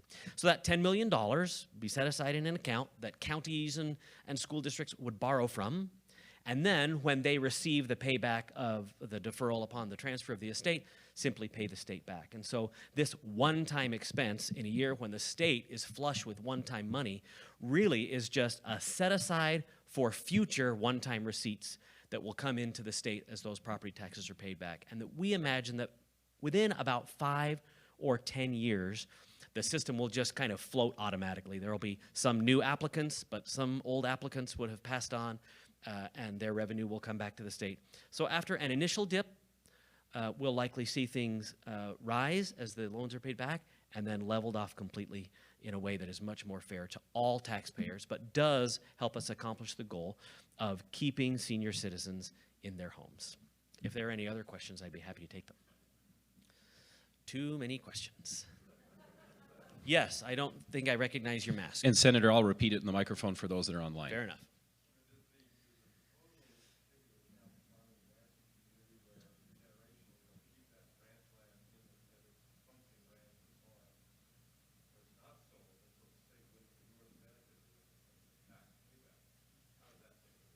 So the question is on ranch land and how is that dealt with it, maybe multiple generation types of property? Yeah.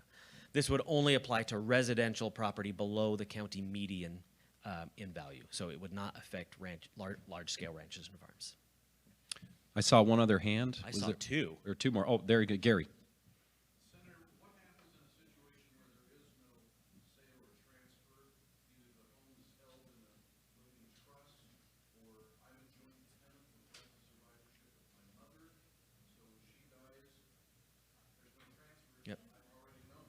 That's dealt with in the legislation. It has to do with the 75, because 75 is the cutoff age here, of the 75-year-old person who is the resident and the trustee of that trust. Any other questions for Senator Fillmore? I'm not seeing any other hands, so looks like we are good. Thank you. Let's give Senator Fillmore a hand. Then I thank you.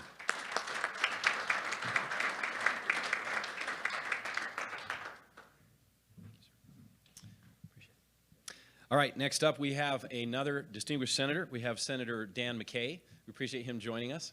He is the Senate Revenue and Taxation Committee Chair. He's also been quite the advocate for taxpayers over the years. And he represents District, I'm remembering the number of your district is Senate District 11, which straddles Salt Lake and Utah County, if I know correctly. So let's welcome to the stage Senator Dan McCay.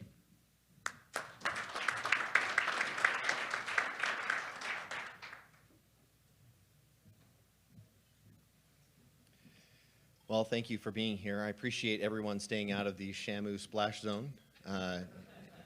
It is a dangerous area, and a tax conference, so it's important to stay away. As Rusty mentioned, I'm Senator Dan McCay. Next week celebrates my 10th anniversary of being in the legislature, surprisingly. It's amazing to go from being like this rabble-rouser to being the establishment. Had a town hall last night. Yeah, believe it or not, I'm not the rabble-rouser. So somebody put that in leadership's ear, would you? Because, you know, I'm the sane, calm, you know. Kevin's like, no, you're not. I appreciate that. So you asked me to be here to speak a little bit about taxes. And we've talked, fortunately, I'm really grateful that Johnathan Ball was here to present first. And appreciate him pinch hitting while we were out at a high school looking at the legislature and the state's policy of test to stay for the COVID-19 vaccine. As high schools reach a certain threshold, we've seen a high number of cases, and honestly, that was pretty staggering this morning. And for some reason, talking about taxes doesn't feel as meaningful as talking about the impacts of what is happening to our state and what's happening to our society. And anyway, that said, I know you want me to talk about money. I've just, thrown a last pitch just to say, maybe you have a neighbor who you haven't seen for a while and haven't talked to, haven't cared for, haven't thought much about. I just encourage everybody to reach out to a neighbor. And I think, honestly, that's probably the best thing. That's probably one of the most amazing things about Utah is we have a broad definition of who our neighbor is. And I just encourage each of us to try and reach out. I mean, the high schools are just, it's a complete circus in some places. So, okay, that said, I have a proposal to cut the income tax rate from its current 4.95 down to a 4.6 rate. That is around a $560 million tax cut as the fiscal note. I've been talking to several of my colleagues since the bill was released. And, you know, one of the complaints about a straight income tax is who the benefit inures to. And so I've been working with Representative Mike Winder, and he and I talked extensively yesterday about the potential of creating a credit, much like other states have created. There are 30 states now that do it. But we're looking at the potential of it adding some kind of earned income tax credit as a portion of the income tax cuts. And, you know, obviously, we'll work to find a balance during the legislative session. Just talking about a straight rate cut, though, doesn't do enough to really capture the whole picture. And I can, you know, I'm trying not to look at Johnathan Ball, who's sweating every time I talk about cutting revenue to the state. So I love him. He's an expert, and he absolutely is a very sound advisor for all of us. And one of the things I look at, and I was texting him feverishly this morning, trying to look at our rainy day fund availability during the COVID-19 vaccine, or sorry, during the COVID-19 pandemic that we dealt with a lot of last year. We did not have to deal with or dip into our rainy day funds. And we have had surpluses since then, despite what we thought were going to be record downfalls. And I think that is a real tribute to the ingenuity of Utah. I don't know that I've ever seen industry pivot for any other purpose faster than I've seen industry pivot in any way for a pandemic. And was it easy? No. What was it? Flawless? No. In the wise words of Natalie Gochner, whom I'm sure she got it from somebody else, she said, "Nobody looks good in a pandemic." And she's not wrong. But I will say I'm really proud, candidly, of Utah and our ability to pivot to handle the trials and the difficulties that came as a result of the pandemic. I'd go even further and add that in the ingenuity of our people and our ability to pivot, we were able to find creative solutions to budget issues, to providing education, to remote working, to, I mean, you go down the list. Hopefully we will walk out of 2022 and we will have the COVID-19 issues in the rearview mirror, at which point we can then step back and ask ourselves, what did we learn and how are we going to do this better in the future? While we're doing that, I'm hoping that you'll have a little bit more money in your pocket as a result of an income tax cut, and I'm going to try to finish the work that my predecessor, the late, great Senator Howard Stephenson, tried to do in cutting the income. Oh, he's not dead. I apologize. He is still here. I apologize. That's a big faux pas on my part. So, and with that, I conclude my comments, and I'm happy to take questions if there are any. Are there any questions for Senator McCay before we let him go? All right. Thank you, Senator. Appreciate it.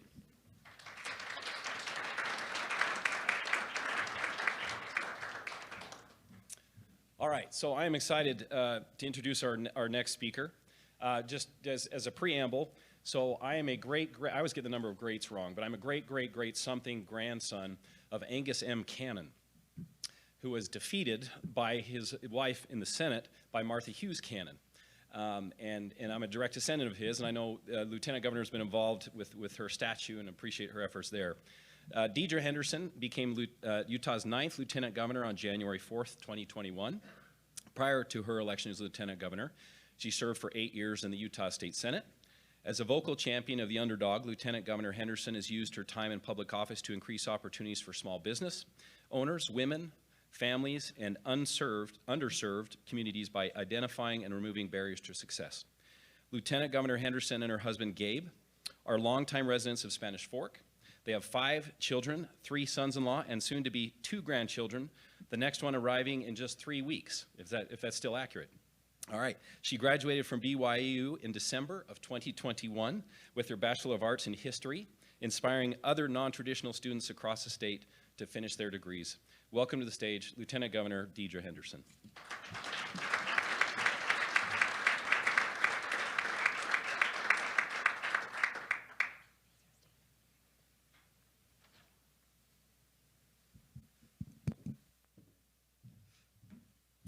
Good morning. It's an honor to be here. I don't remember how many of these I've spoken at. I think I spoke last year as Lieutenant Governor briefly, but for 8 years when I was in the Senate, I served on the Senate Revenue and Taxation Committee. I chaired that committee for 4 years. It's really great to see you, Howard. And for a while, when Senator McCay was in the House, he and I co-chaired the interim committee. So he was chair of the House Revenue and Taxation Committee for a couple years while I was the chair of the Senate. So we would tag team during the interim, which was very fun. Always a party with Dan McCay in the room. So, and I'll always remember Senator Stephenson one day, oh gosh, 6 years, I guess, into my service. I was standing in his office one day and he said, you know, it just came naturally to you. You just knew how to chair meetings when you were first elected, because I was elected and then I was thrown into this position of chair of revenue and taxation. You knew how to do it. You knew how to chair meetings. You knew the tax code. You just automatically knew all this stuff. And I laughed. I'm like, gosh, there's nothing natural about it. I didn't automatically know any of that stuff. I appreciate you saying that, but took a lot of work, I guess, to learn how to chair. And I'll never forget chairing that first meeting, committee hearing, and I felt like throwing up all day. It was, I think, the second day of the legislative session, my freshman year, and had a 4 o'clock committee and thought I was going to throw up all day long. I was so nervous. Today, I just want to talk for just a minute about a couple of the governor's priorities in the budget and about our tax proposal. But before I do that, I really do want to give a shout out. I just want to just build upon what Senator McCay was talking about with the state. Utah is just historically known for doing really well and handling economic crises well. The pandemic is no different, and it's because of, over 100 years of leadership. But I came into the legislature at the end of the Great Recession and was able to see how our state leaders, how the legislature, how our fiscal analysts, our budget directors were just so incredibly wise and had so much foresight when it came to budgeting, making sure that our budgets were sustainable and our tax cuts would be sustainable, because making sure that the revenue that we ended up bringing into the state was spent in a way that was real and not fake. So we weren't getting ourselves into the trouble and that many other states got themselves into. And boy, we benefited from that during the pandemic. So we've really weathered our storms well. One of the things in the governor's budget that we just proposed last month, there are a number of spending priorities, a number of things that we are really important to us, that we've worked really hard with many legislators, a lot of them here in this room, to make sure that we're aligning our priorities with theirs as much as possible, because we believe in that synergy. We believe in the collaborative effort to work together to solve these big problems. We're much stronger when we work together. So we are working on a number of the challenging issues of the day, such as water, conservation, planning, and transportation issues. One of the big issues that we have proposed is a food tax credit. Now, this is an issue that has been talked about for a lot of years. A lot of people have thought about ways to mitigate the difficulty that food tax can be, the burden that it can be on families. But because of the way our budget is structured, because of the constitutional earmarks for income tax revenue, that general fund money that comes from sales tax revenue is really important to our state budget. So it's a hard sell to get rid of that. It's also a very stable revenue source for the government, which is great. It's great for government because when the economy sinks, people still have to eat. They may not buy as many clothes or remodel their basements, but they still have to buy food. And so it's good for government that way, but it's also hard for people, for families, because no matter what, they still have to buy food. And so it's something that a lot of people have taken an interest in, and I feel like our tax credit proposal is kind of it's the best of both worlds. It would provide a much bigger benefit, actually, to a family than just eliminating the sales tax on food, and a bigger benefit to a family than a small income tax cut and to average families. So here's just a few numbers. Cutting the food tax would result in a $185 benefit. So just cutting the state's portion of sales tax on food would result in a $185 benefit for a two-parent household with 6 kids and an annual income of $100,000. While our grocery tax credit, and this would be a refundable income tax credit, would provide a $400 benefit.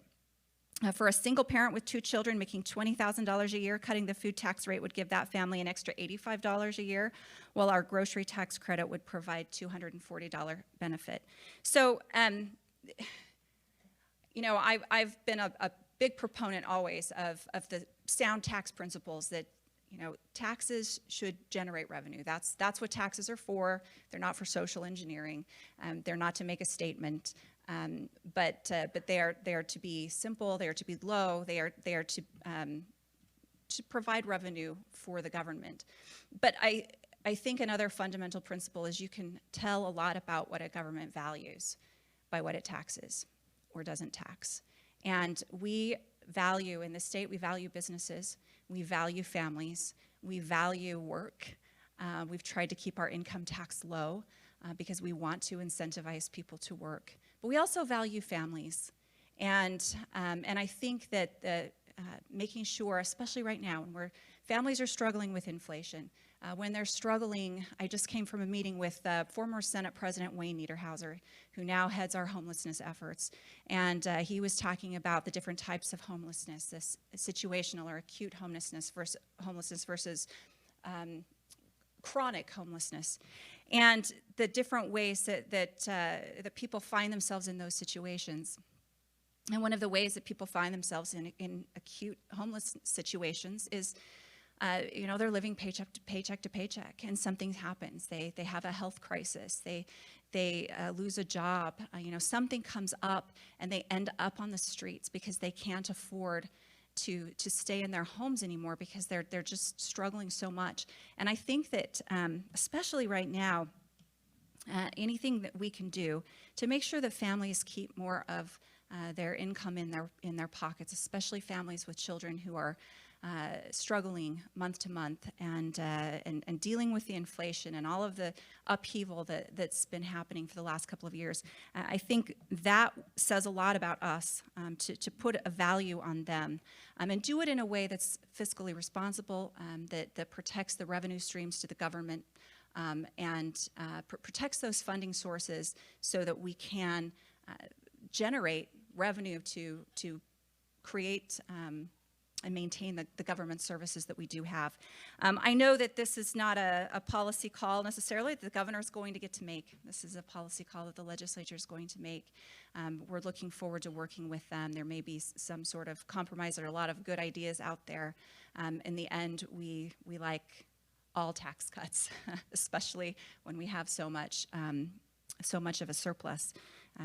Love the idea of giving money back to the people of the state. Ultimately, this is not the government's money, it's the taxpayers' money. And it's something that we value and that we treasure and that we hold as sacred. So thank you all for your service. Those of you in this room have provided incredible service to the people of the state of Utah. A lot of you are friends of mine personally, and it's always good to see you, and appreciate the honor of being here today. Thank you.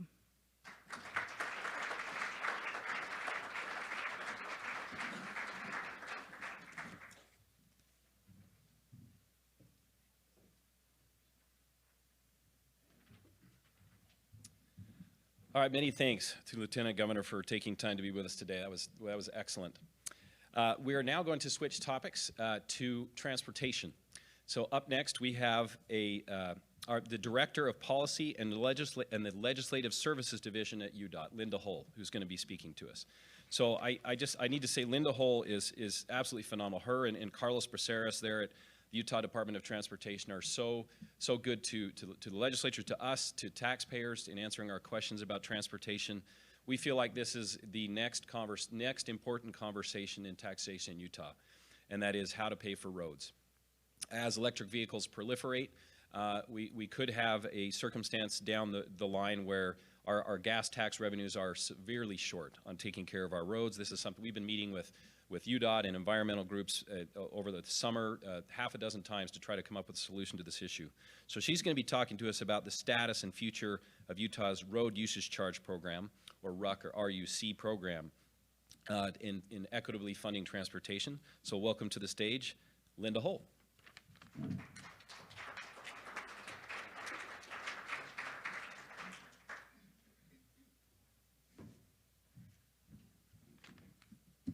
Thank you for that introduction, Rusty, and the Taxpayers Association is great to work with. So we really appreciate that partnership. So, my chairman is here. So I guess I'm just pushing this little button forward as I move forward. I've got to put glasses on because I can't read without them. So the fuel tax continues to be the primary mechanism to be able to fund highways all around the country. It's still a primary funding mechanism here in the state. It funds the ongoing operations, maintenance, just the daily stuff we need to do to keep a transportation system operating. The fuel tax has been present in this country since the days of the Model T Ford. The Model T Ford. The first state to implement a gas tax was Oregon back in 1919. And so in the early days of the fuel tax, it was a great proxy for a user fee because vehicles all got, roughly the same fuel efficiency. So because they were paying taxes based on how much fuel you bought and everybody was buying about the same fuel for the miles that they drove, it was a really good proxy. But just as Rusty said, as the types of vehicles changed, as vehicles became more fuel efficient, more alternate fuel vehicles, it became less of a proxy of use. So when we look at the fuel tax as a transportation agency, we think the fuel tax has served this country very well for 100 years. It's not going to serve us for the next 100 years, and we've got to figure out what we're going to replace it with. So what this graph does is it just shows roughly the state fuel tax paid by the different types of vehicles depending on fuel efficiency. So you can see at the top, the amount of money that you're going to pay just in taxes will vary dramatically from $31 a month, $6 a month to nothing if you're driving an electric vehicle. Of course, gas tax isn't the only fee that you're paying. You're also paying registration fees. But when you're looking at the fuel tax, there's a great amount of variability. And so the fuel tax no longer represents that equitable share of the cost of paying for the highway system. So the concept behind a road usage charge, it's a mileage-based system. So you're paying for the miles that you use. Similar to utilities, you're paying for what you use. And so regardless of the fuel efficiency of your vehicle, because you're paying by mile, everybody's contributing about the same amount of money to pay for the highways.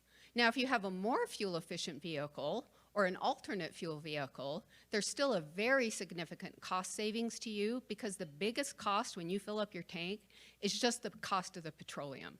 It costs a lot, $3.40 a gallon roughly now. Most of that is just the cost of the fuel. So there's still an advantage for you to have that fuel efficient vehicle. With electric vehicle, if you charge at some of these public sites that are free, you don't even have to pay for your energy. So there's a lot more equity in this, that it reflects more of a fairness principle that the legislature has been promoting, which is why the legislature has been very interested in this, because it's an equity issue, it's a fairness issue about user pays. So right now what we have with the road usage charge program, you may remember three years ago, the legislature implemented a flat fee on alternate fuel vehicles. So EVs, plug-in EVs, hybrids, they pay a flat fee that's paid in addition to their registration fee. The intent of the flat fee is that it's a fee that's paid in lieu of the fuel tax. So it's supposed to kind of represent that proxy for paying a fuel tax. So EVs paying $120 a year, plug-in hybrids are paying $52 a year, just gas hybrids are paying $20 a year. But as part of that, if you don't want to pay the flat fee, now you have an alternative. Starting on January 1st of 2020, we started the road usage charge program. And if you're one of these vehicle owners, you have a choice. You can either pay the flat fee or you can pay a per mile fee, 1.5 cents per mile. So if you tend to drive less, if you're driving less than 8,000 miles a year in your EV or in your plug-in hybrid, you save money. You're going to pay less under a mileage fee than you would under the flat fee, and that was the incentive for people to enroll in the road usage charge program. I think what's really important and a great thing that the legislature did is they made it a choice, is you can choose. You can pay flat or you can enroll in the program. So coming out of that, we have seen right now, as the end of 2021, we have over 3,900 people enrolled in the program, which there are only 2 states in the country that have a live, ongoing mileage-based program right now, Utah and Oregon. Our program is much bigger than Oregon. We've got more people enrolled in our program than even Oregon has. We were a little bit surprised by as much interest as we were getting from participants to enroll in this program. As you can see, it's mostly electric vehicle owners that are enrolling, but also some hybrids. Some gas hybrids are enrolling, but what we're really trying to target are the electric vehicles. So a lot of interest in the program. So this is just a screenshot of our website. You can go into our website. I put the address down below, the web address down below. You can go check it out. If you have a qualifying vehicle, we would welcome you to enroll. But I just wanted to highlight some of the things, the positives of the program, the things we're seeing positive right now, what we kind of see for the future. So the positive are, there's more interest in the program than we had anticipated that there would be. And so that's great. And we're focused very heavily on having a positive customer experience. It hasn't come with some stumbles, some rollout issues, but we're working hard with our contract manager to roll that out, because at the end of the day, we want the customers to have a very positive customer experience. As I mentioned with the contract manager, one of the concerns that people had was about privacy. So we thought one of the best ways we could put that firewall between government and person reporting mileage, we have a commercial account manager. It's a private sector person who is the interface between the program participant and us as the government entity. So the contract is signed between the participating person and the private account manager, and then the account manager will just tell us, this participant drove this many miles. We don't have information on where they drove. We just know, oh, they drove this many miles, because the relationship is between that commercial account manager and the participant. So one of the things that's an important milestone in this project, in this program, is that the fees that are generated from the mileage fee will pay the annual fixed costs for the commercial account manager. So this upcoming fiscal year, those fixed costs are going to be paid by fees. That's an important milestone for a program that's still in its infancy, that still is relatively small. So that's a positive thing. We're seeing increasing activity by other states that are exploring this and looking at it. There are 34 states now that are active members of a coalitions looking at mileage-based fees. There's the Ruck West Coalition that has 17 Western member states, of which we are a member. And then there's the Eastern Transportation Coalition that also has 17 members in their coalition, plus the District of Columbia. So I'm pretty impressed that we've got 34 states now that are actively involved at looking at these programs. And if you look at the Infrastructure Investment and Jobs Act bill that was just adopted by Congress, the Transportation Infrastructure Bill, Congress had continued and expanded federal support for states that are looking at these programs. We're getting support from the federal government for what we're trying to do, and they want to learn from what we're learning. So those are some of the positive things that we're seeing. When I'm looking at the future considerations, some of the things that we're looking at is just that public acceptance. We're getting more and more public acceptance. We still have to do a lot more to get wide public acceptance for the program. We need to lower the administrative costs of the system. The fuel tax is a funding juggernaut, and it doesn't cost much to collect that, because the tax collection point is from very few entities. You're only collecting it from a couple handfuls of entities. So the collection costs are extremely low. So we've got to figure out, nothing is going to be as cost efficient as the fuel tax to collect a revenue stream, but how can we bring those administrative costs down? And that's something that us and other states are really focused in on. We've got to ensure that the system is designed to accommodate technological advancements for mileage reporting in the future. And privacy that I mentioned before, privacy is still very important. We've been able to demonstrate privacy can be protected. It can be protected. So we need to make sure that the program is very strong and protecting privacy in order for people to be comfortable with the program. So as a DOT, we believe that mileage-based programs are the future, that it is the future that will provide a sustainable funding source for us as a state, for the country moving forward. And it's just going to take us some time to figure out some of the technological details to make it work on a very broad scale, but we're very encouraged about what we're finding. And I really appreciate the opportunity from Rusty and the Taxpayers Association to talk about that today. Thank you.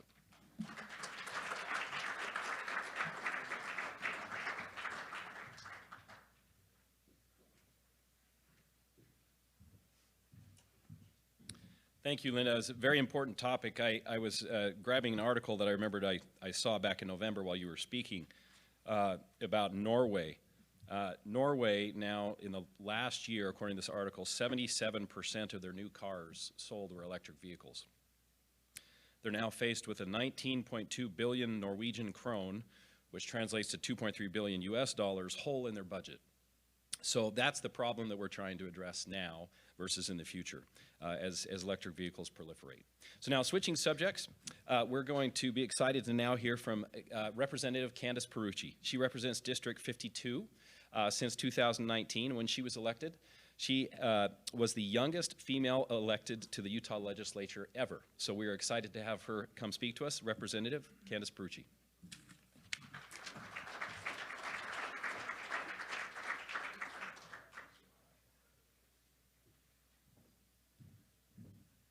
Thanks. It's a great group to be with today. And I want to shift. I mean, we're talking about tax policy needs for a younger generation. I think tax policy conversations we need to be having with the younger generation. Growing up, my dad would come home after listening to political radio on his drive home. Always got him fired up. And 90% of our dinner discussions started off talking about a political topic. And quite frankly, we talked about taxes quite a bit. And to me, I grew up learning that what government took meant less money for my family in discretionary spending and for our family budget. And I think it's important that we talk about that. It's, as I talk to other people my age and those in the rising generation, they're not talking about politics at the dinner table. In fact, the New York Times and other major news outlets right before Thanksgiving put out tips on how to avoid talking about politics with your family, which I think is the worst thing we can do, because if there's a group that at the end of the day you can agree to disagree with, it should be the people you love, right? But I remember my first job that was beyond babysitting, when you're getting cash, you know, when I saw the money come out of my paycheck, and I had done the math in my head. I was making $7.25 an hour, and so I'd mapped it out what I was going to do with my first paycheck. And I was really irritated when it wasn't the exact amount I had thought because of the money going out in taxes. And I remember taking it home and talking with my dad, asking, what the crap, Social Security? I'm 16. Why am I paying into this? It's not going to be there when I grow up. And anyways, having those discussions. But I grew up in a home where when we talked about conservatism, it meant we believed in lower taxes for people and limited government. And so part of this discussion I want to bring up is to be having those discussions with your children, with your grandkids. If you're not teaching them, the internet is, their colleagues are, their other friends, right? Hollywood is. And so it's important that we're actually having those difficult discussions with people and educating at home. But one thing I wanted to talk about, not only in drawing importance to your kids and having them realize taxes, is a couple things I wanted to draw attention to, or what are unique about millennials and Gen Zers, the upcoming generation and my generation, who is obviously biggest voting bloc if we'd actually vote, and we're in the workforce right now. So social upward mobility is huge for millennials and Gen Zers. It really resonates with this equity mindset and fairness that is so concerning. And while I was in Europe with my husband pre-pandemic, when you actually could still go, we were sitting close enough to a table. We were packed into this restaurant, and we were sitting close enough that we may as well have been sitting at the same table. So we started talking to this couple who was about our age. And when we introduced ourselves, they introduced themselves from the class structure they were in. They literally said, the woman said, well, I'm from the upper class, and my parents don't approve because he's from the lower class. And I thought, my goodness, to me as an American, it was so foreign, because this idea of social upward mobility, not having a class structure, is huge. And I don't think a lot of people realize how unique that is to us. And it's very American for us to believe in our ability to climb the economic ladder. And that dream is still alive and well today. It just may be shared a little differently, but it's something we have to be educating people on. But millennials and Gen Zers really do care a lot about social upward mobility, and particularly its impact on minorities and what's viewed as fair and their ability to be successful. Now, as everyone in this room probably knows, Utah is #1 for social upward mobility. And I think it's important that we acknowledge the policies that have brought us here. And again, having those actual discussions about how low taxes, a strong economy, actually lead to successful individuals, which then in turn creates a successful culture and economy. So I think it's important that we actually just state the obvious, because it actually isn't quite so obvious to people, and that we lay it out for my generation and the one upcoming. The other thing is I want to talk a little bit about capitalism. So often millennials are stereotyped as hating capitalism, and Gen Zers, and Fortune Analytics did a study.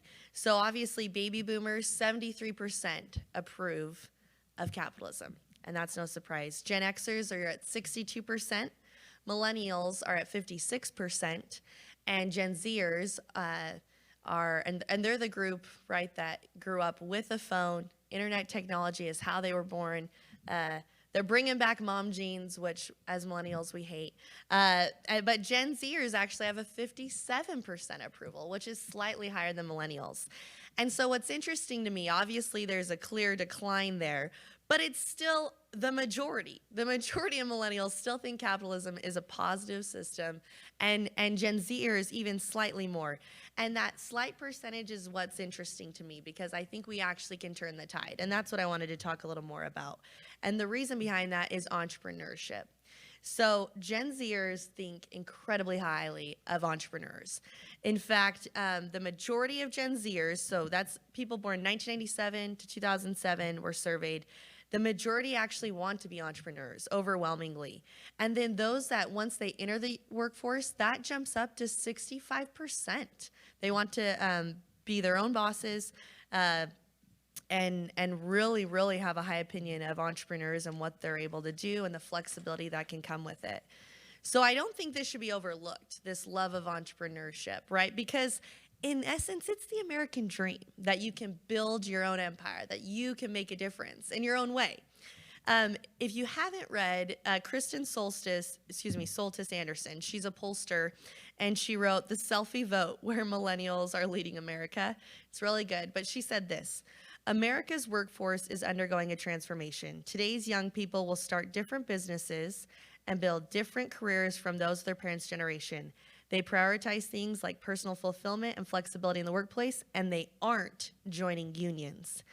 And when you discuss retirement with Gen Zers, the majority of young people would much rather that they're in charge of their own retirement. They don't trust that government will take care of them when they're older. And interestingly, the majority of them don't think it's actually the government's job to do so.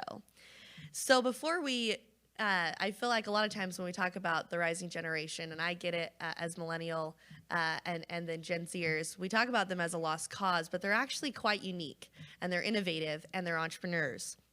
And the Census Bureau actually reported that during COVID, so in 2021, there were 3.4 million new business applications, and this has been part of the rise of the side hustle, and social media has brought with it virtual shops and marketplaces and the ability for anyone to be an entrepreneur for very low costs.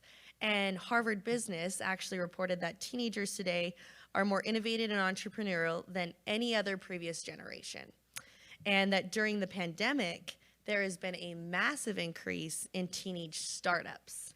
So I'm hoping this is making you feel hopeful, because it makes me feel hopeful, because entrepreneurism is a pillar of the American dream, and it plays a critical role in social upward mobility, and it's a huge indicator of an innovative workforce.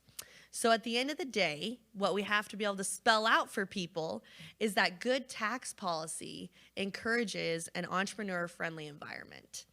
And as Utah continues to grow and expand and more Gen Zers step into the field of working and voting, paying taxes, right? I think actually taxes and having your first job is a huge way to bring someone over to the conservative side when they see their money being taken away. And as they're building a life for themselves, it's important that we're connecting those dots.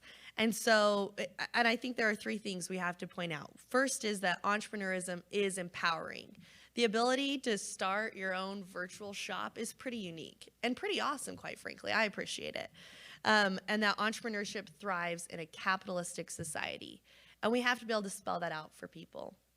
And the third is that entrepreneurs do really well when taxes are low and policies foster a small business friendly environment. So as a policymaker, as I was reviewing this information, there are a few takeaways that I think we need to be mindful of. And the first is obvious, that we develop policies that promote and encourage entrepreneurship in the state, that we're reducing burdensome regulations and are promoting a business-friendly environment that also promotes innovation in a place where Uber can thrive and Lyft and so many different options that are popping up. Who would have thought that you can use an app to order a warm chocolate cookie at 11 p.m. whenever you wanted to, right? Crumble cookie. That was a millennial that they decided, hey, we need warm chocolate chip cookies on demand. And now they've built a multi-million-dollar company. And we need to do a better job at articulating the benefits of conservative principles in the policymaking process. So often we get caught up in speaking in the rigid way we did from the 80s and 90s, but really we need to be conveying the message that if you like entrepreneurship, if you like the freedom to start your own business, then you like good tax policy. You like low taxes, and you like a conservative government, a limited government that's going to stay out of your business. So I really do think that our conservative movement is at a balance right now, and we're unnecessarily losing Gen Zers and millennials to the left. And it's time for us to be able to demonstrate that the principles of conservatism, low taxes, and limited government are really the best ways to empower all individuals and uplift our communities. So I hope you leave today with the assignment to make a point to talk to your kids, talk to your grandkids about this. It's actually important, and if they're not hearing it from you, I promise they're not hearing it elsewhere. And it's our job that we're able to convey that message and help find those entrepreneurs out there and help them see a future for themselves in the conservative mindset of low taxes and limited government. So thanks.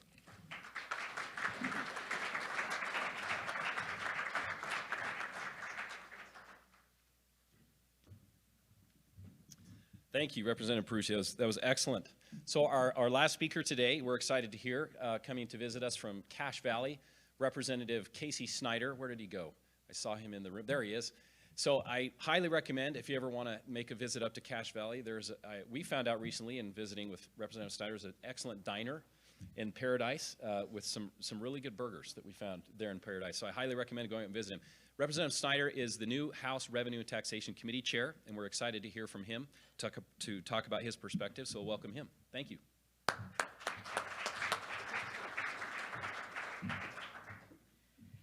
Well, good afternoon. Thanks, Rusty, for the shout out to what was formerly the Cracker Barrel, which is now Stillwater Cafe. If you come Monday through Wednesday, they are not open, just as a heads up. So it's got to be a Thursday, Friday, Saturday thing. The grill closes early, they want to go home. So anyway, thank you for that. I am the last thing standing between you and freedom, and I'm fully cognizant of that. So I will try and be brief in my remarks. But to sort of set the stage for this, a lot of you don't know me, and in some regards, I don't know you. And so what I kind of wanted to start out with was a discussion about who I am and kind of where I came from, and then we'll kind of delve into where I see the world going. So again, my name is Casey Snider. I represent House District 5, which is everything south of Logan in Cache County. I've been in about 3 years. And prior to making a poor life decision and being in the legislature, I made a worse decision and worked in D.C. So I began my career in public service working for Senator Bob Bennett. And then Senator Mike Lee came in and helped us all find new jobs post-election. And I moved over and worked for Congressman Rob Bishop, where I ended my career with him as his legislative director. And before I was in D.C., I grew up milking cows. I put myself through college milking cows before school and sort of achieved full status, as all of us dairy kids do. I married the county dairy princess, and we have a couple of kids in Cache County and our own farm. But in all of my doings, in all of my growing up, I will be honest, to be having me be the last speaker at an event hosted by you folks was the last thing I ever thought would happen in my life. I've generally been in the ag and natural resource space.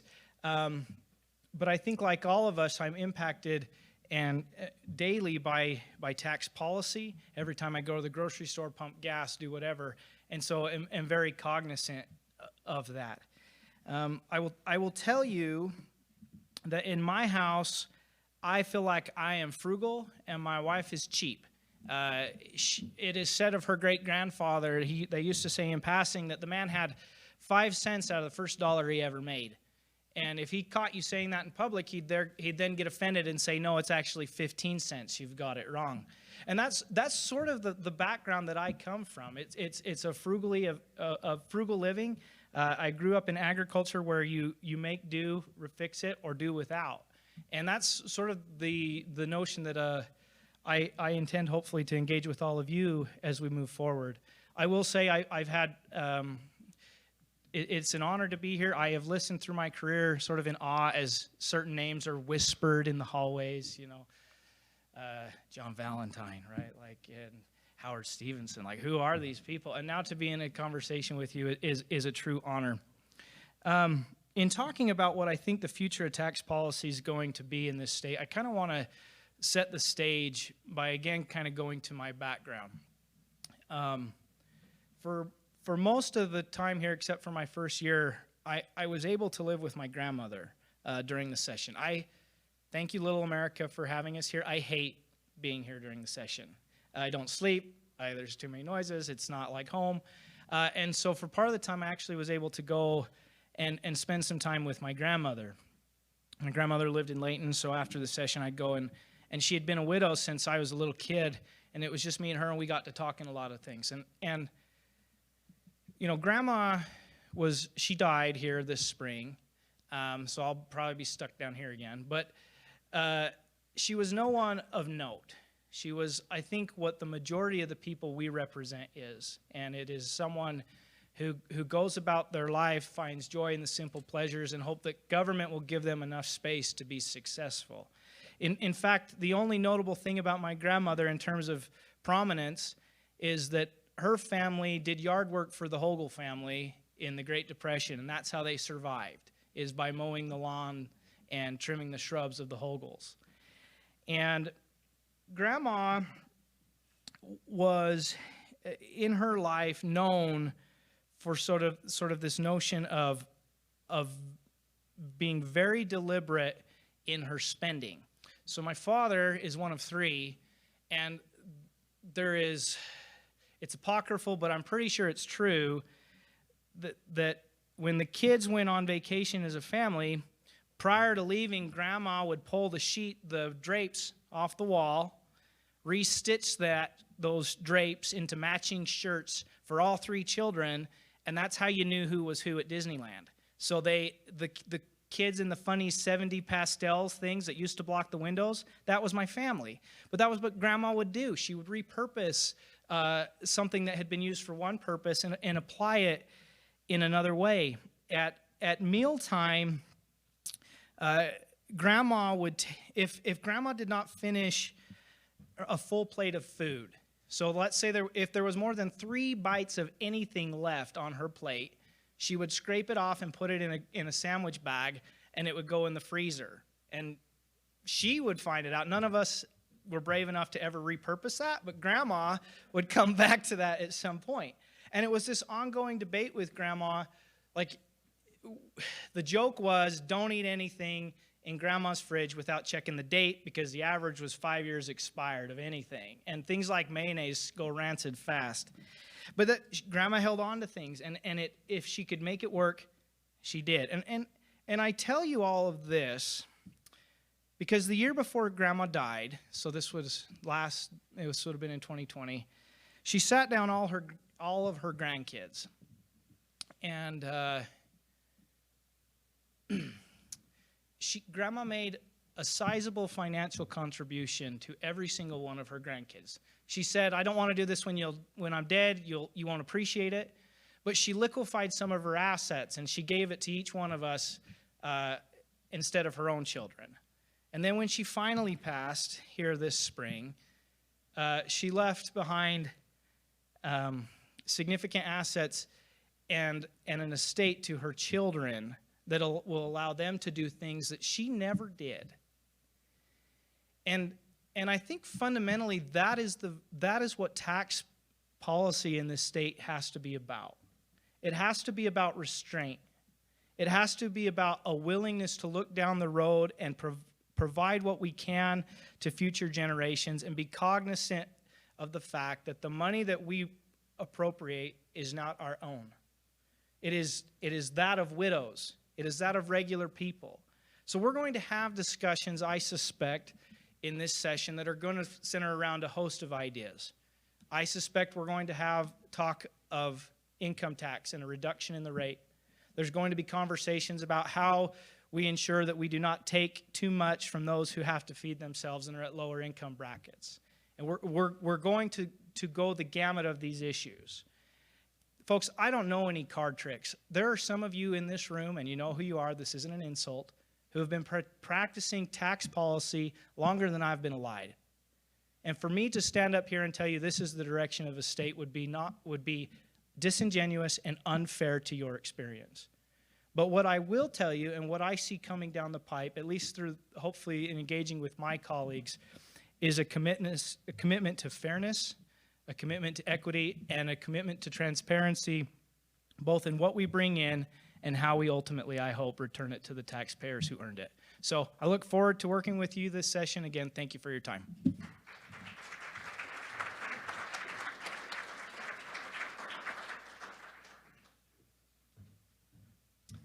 Thank you, Representative Snider. That was excellent. A great way for us to end the conference. Again, we want to thank everybody. We've been on schedule. In fact, we're ahead of schedule, and everybody gets to go to lunch early, which I'm sure everybody's excited about. Just a couple of notes. As we mentioned, this is our 100-year anniversary, and we are very excited to be doing as much as we can to celebrate it. Please watch for additional press releases, information, some podcasts that we'll be doing with interviews from people that have shaped tax policy through the last 100 years. And we pledge to you as a Taxpayers Association for the people of Utah to do our part in making the next 100 years as good as the past 100 years. We're excited about what the upcoming year brings, despite all this going on in the year, in the previous couple of years, and we're very excited about it. Do want to also make one more shout out and thank you to our sponsors today, the Utah Association of Realtors, Comcast, Rio Tinto, the Utah Bankers Association, Domo, AT&T, and Sinclair Corporation. Thank you again, everybody, for attending. We appreciate you being here, and we hope to see you all soon at the legislative session up on the Hill. Thank you.